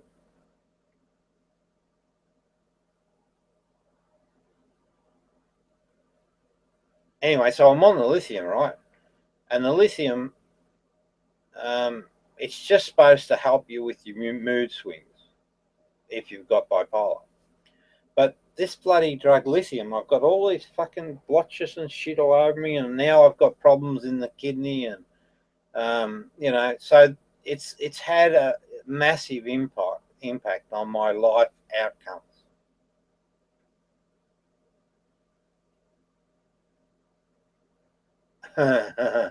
I can see where your mind is, my friend. You're not hearing the bigger picture. So I'm not happy with the way you're responding. It tells me that you're still either attached to the group or, you still want to make an issue for some reason. All right. Anyway, just letting you know. Yes, dude, you cannot. No.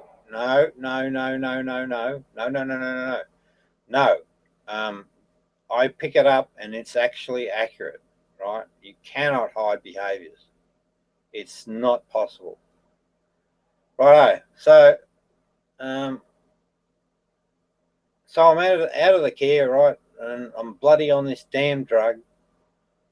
But you asked the question, right? You asked the question, which was a little mischievous. Had you been given advice regarding being here from your doctors? And that's mischievous thinking, right? So that tells me that you're still in two minds, or maybe you're still in one mind, I don't know, about your assessment of this situation. Now,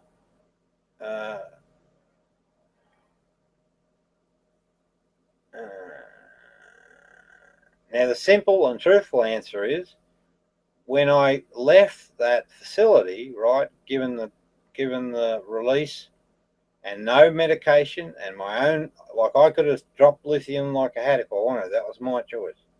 The only reason I didn't is because you had to be weaned off. So I thought of trusting the bloody doctors, and that's where I'm at. And I'm still on the damn thing to this day because I keep asking them, can I stop? Can I get off this thing? Now, so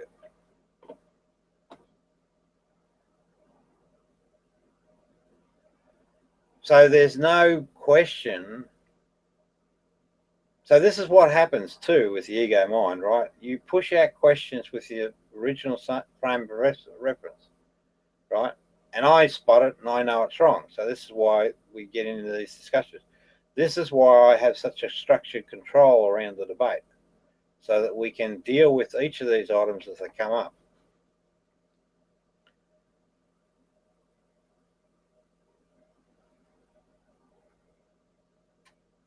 Yeah, but that's exactly right. But your inference, right, is still based on assumption of medical condition. There is no fucking medical condition. You see the difference, right? The problem that you're doing is that you're projecting out a position before you've qualified it. So what you're witnessing right here, right now, is how your mind is producing reality. It doesn't work that way. That's error prone. You need to fucking check your facts before you broadcast a statement. Now, unfortunately, that's the problem for for most humans. They broadcast things as facts without checking the facts properly. So in other words, if you, yes, it's sort of like if you haven't got anything nice to say, don't say anything nice, don't say anything at all. It's that type of saying or that thing.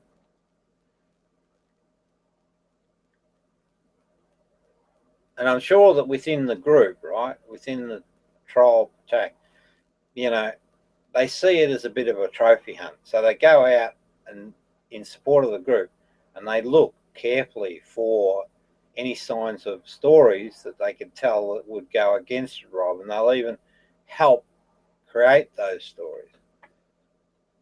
Oh, yeah.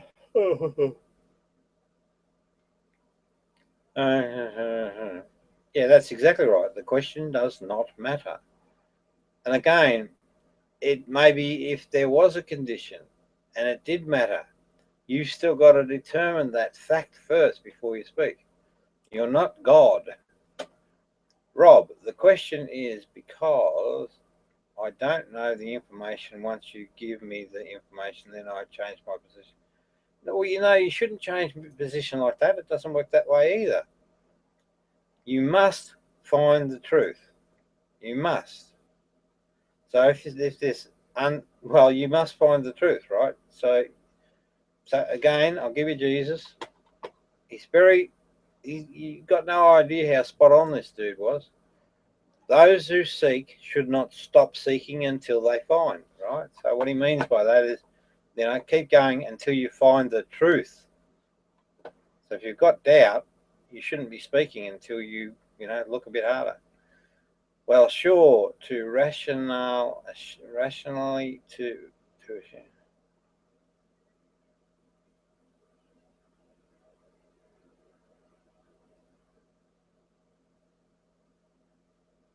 yeah, all right. Why not? Hopefully I've answered that. That assumes truth can be found. Yeah, no, but it is. It's reality. It's what happened, not what someone lies about. Truth is there. There's an absolute truth, always. I don't know how he came to that assumption. I wasn't there. I don't know.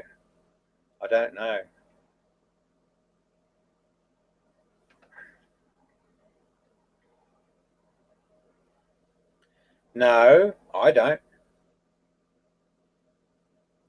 If I spot something and I know it to be true, I just state it for what it is. If I don't know something, I ask. Or I wait a little bit and I dig for a little bit more information if I'm suspicious about something. But when my certainty's there, I go straight in. Yeah, well, I don't know. It's just called telling the truth. Speaking the truth. You can't, it doesn't work that way. You're reporting truth. So, and hopefully you've got a good bullshit detector and good no filters, right? No ego filters. So you're actually reporting on some event. So your mind's only there to be the reporter and the memory. So you want it to be a good, clear memory.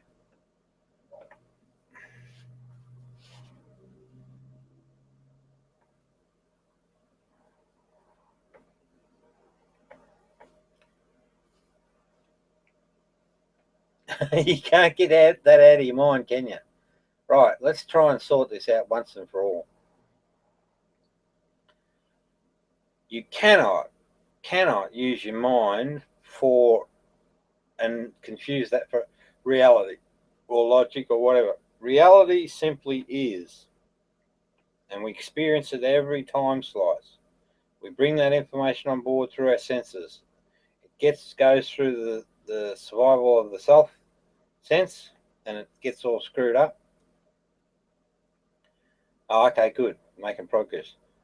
So it gets all screwed up, and what am I trying to point out? That assumes truth can be found. how do you, it's called an assertion. I can assert truth also, but do I have truth? Truth is a constant. The question becomes, is your interpretation of the truth accurate? An accurate representation of the truth. Truth is constant. Yes, okay, good. What truths do you hold to about the universe or anything?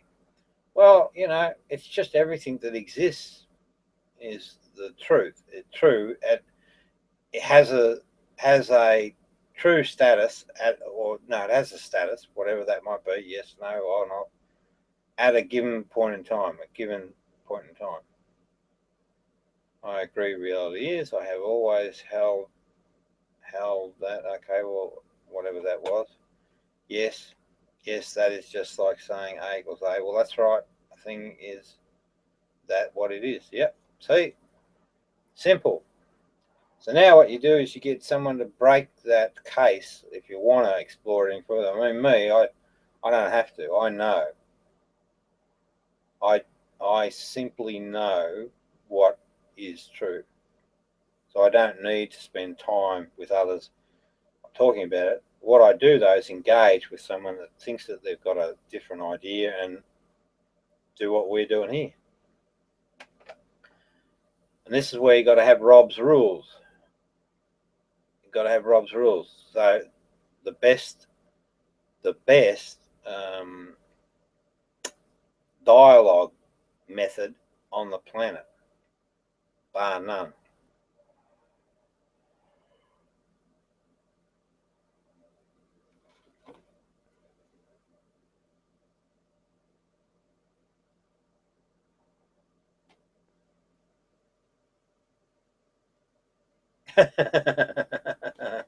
All my answers are worthy. The problem's not with me.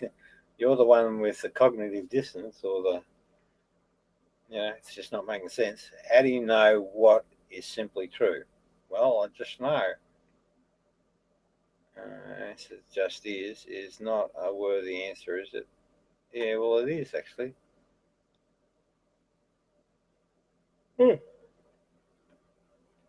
We know what we know because we just know. It just is. It just is. That's right. Reality, whatever it is, like the cup that's sitting beside, in front of me, the keyboard, the controller for the TV.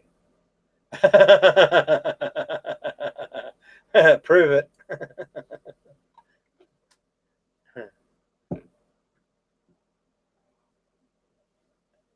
Okay, so here we come to Descartes again. Rob, you are wrong. How do I know? I just know. I'm not wrong. So Descartes did a terrible thing to humanity, this prick from the Middle Ages. He said a thing like, I think, therefore I am. And that's completely wrong. That's completely wrong. Do you think that's right, do you?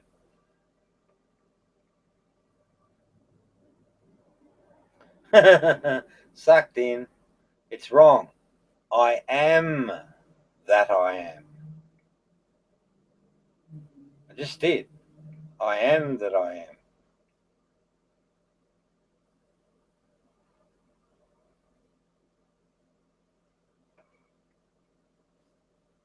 Thinking, you can do a thing called meditation. Wow, whatever. You can do a thing called meditation, and what meditation fundamentally is, zero thoughts in the brain at a given point in time. So therefore, in the meditative state, it breaks his rule. Right? I think, therefore I am, because there's no thinking going on, yet we still exist. So the thinking isn't the precursor. But in the I am that I am, right, that refers to the experience of life, right? So I'm getting sensations coming in, and that informs me that I am, that I exist. Because I'm in reality. I'm just a part of it.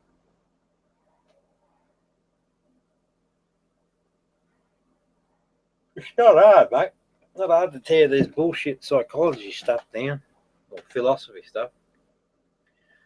But these people, there are people, believe it or not, there are people in this world that actually fiddle with the way people get to see reality. I am assumes the agent, that is. I am. Okay. I am that. I am. Yeah, all right, granted. It's irrelevant staying, but the truth of this, let's give you it in another way.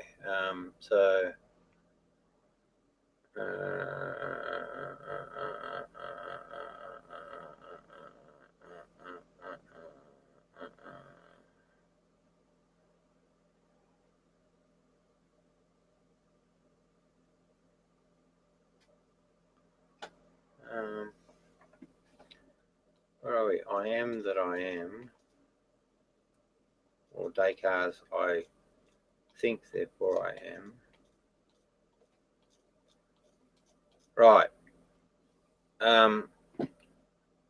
The fact that I have senses that experience reality in the tiniest of time slices, the now, therefore I am.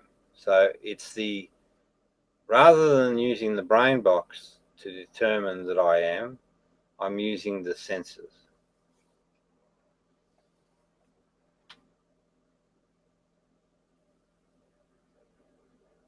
Yeah, semantics. But it's still real what I said. Because I'm able to sense, you could make it into a short little phrase. Because I can sense, therefore I am.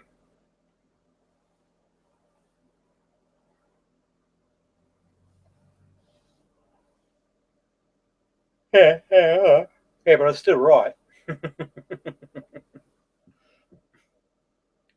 And if it's wrong, then you have to prove why it's wrong. No, bullshit. Because I told you, right? Just because you think, because you can cease thinking, you never stop sensing. No. You can cease thinking. That's the meditation state. You can't stop sensing. So the senses are the true measure.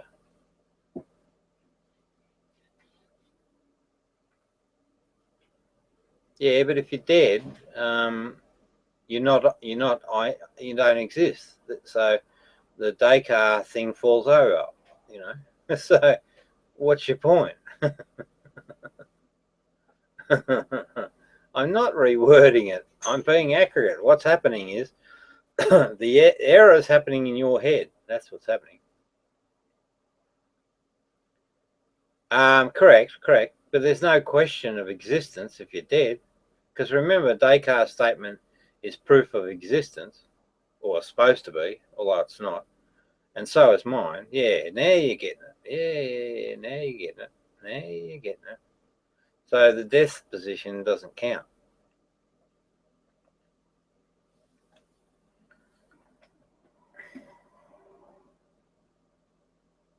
Yeah, I did. Listen again. You'd listen again. Listen carefully. It's not hard. The mind, right? The mind can go into a meditative state. In other words, and what meditation is not thinking, fundamentally, right? So that breaks Descartes' position. Yes, absolutely. Meditation, no thinking. That's exactly what meditation is.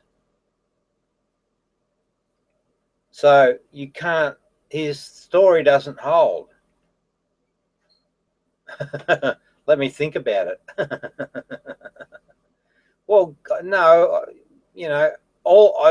I gave the state brain scan. No, you can stop thinking. Absolutely, right? Absolutely stop thinking. So, if I'm not thinking, or put it this way, right? Let's not just, if I stop thinking, can you stop thinking? Because I can.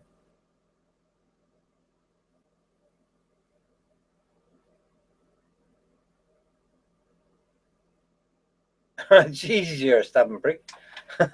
Dealing with an ego mind. No, listen. Consciously, no. Well, I can, right? Oh, you mean I mean yes. So you can. Okay, good. So now, where's Descartes? It doesn't matter as long as there's no thinking. Descartes' position falls down, because if you're not thinking, how can you determine that you exist? But if you take it the other way, the senses are always functioning, right? If they're the input mechanism, all right, you can say, if I sense, therefore I am. That works. But with Descartes' model, I think, therefore I am, that doesn't work. Because we're able to stop the thinking, and therefore there's no input, and so we can't say whether we exist or not.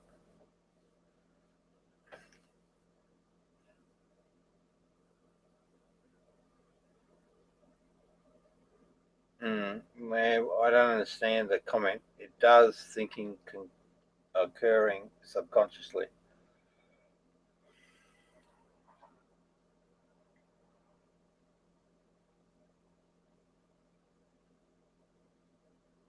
Thoughts in your head, right? So now I'm thinking. Just for a moment there, I stopped thinking. So you're able to measure that and report on it yourself. Thinking, not thinking. Thinking, not thinking. That's all. None of this shit's complicated. You guys must want to have it complicated just to justify the ego position.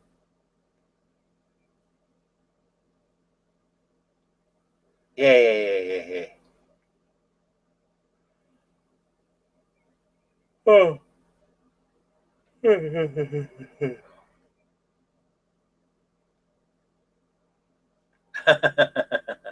All right, mate. You going to call it a night or a day or an evening? I might do some stuff. Oh yeah. You're off home. Thanks, dude. Watch that thinking box of yours, mate. Don't fall into the traps of assumption. See you, mate.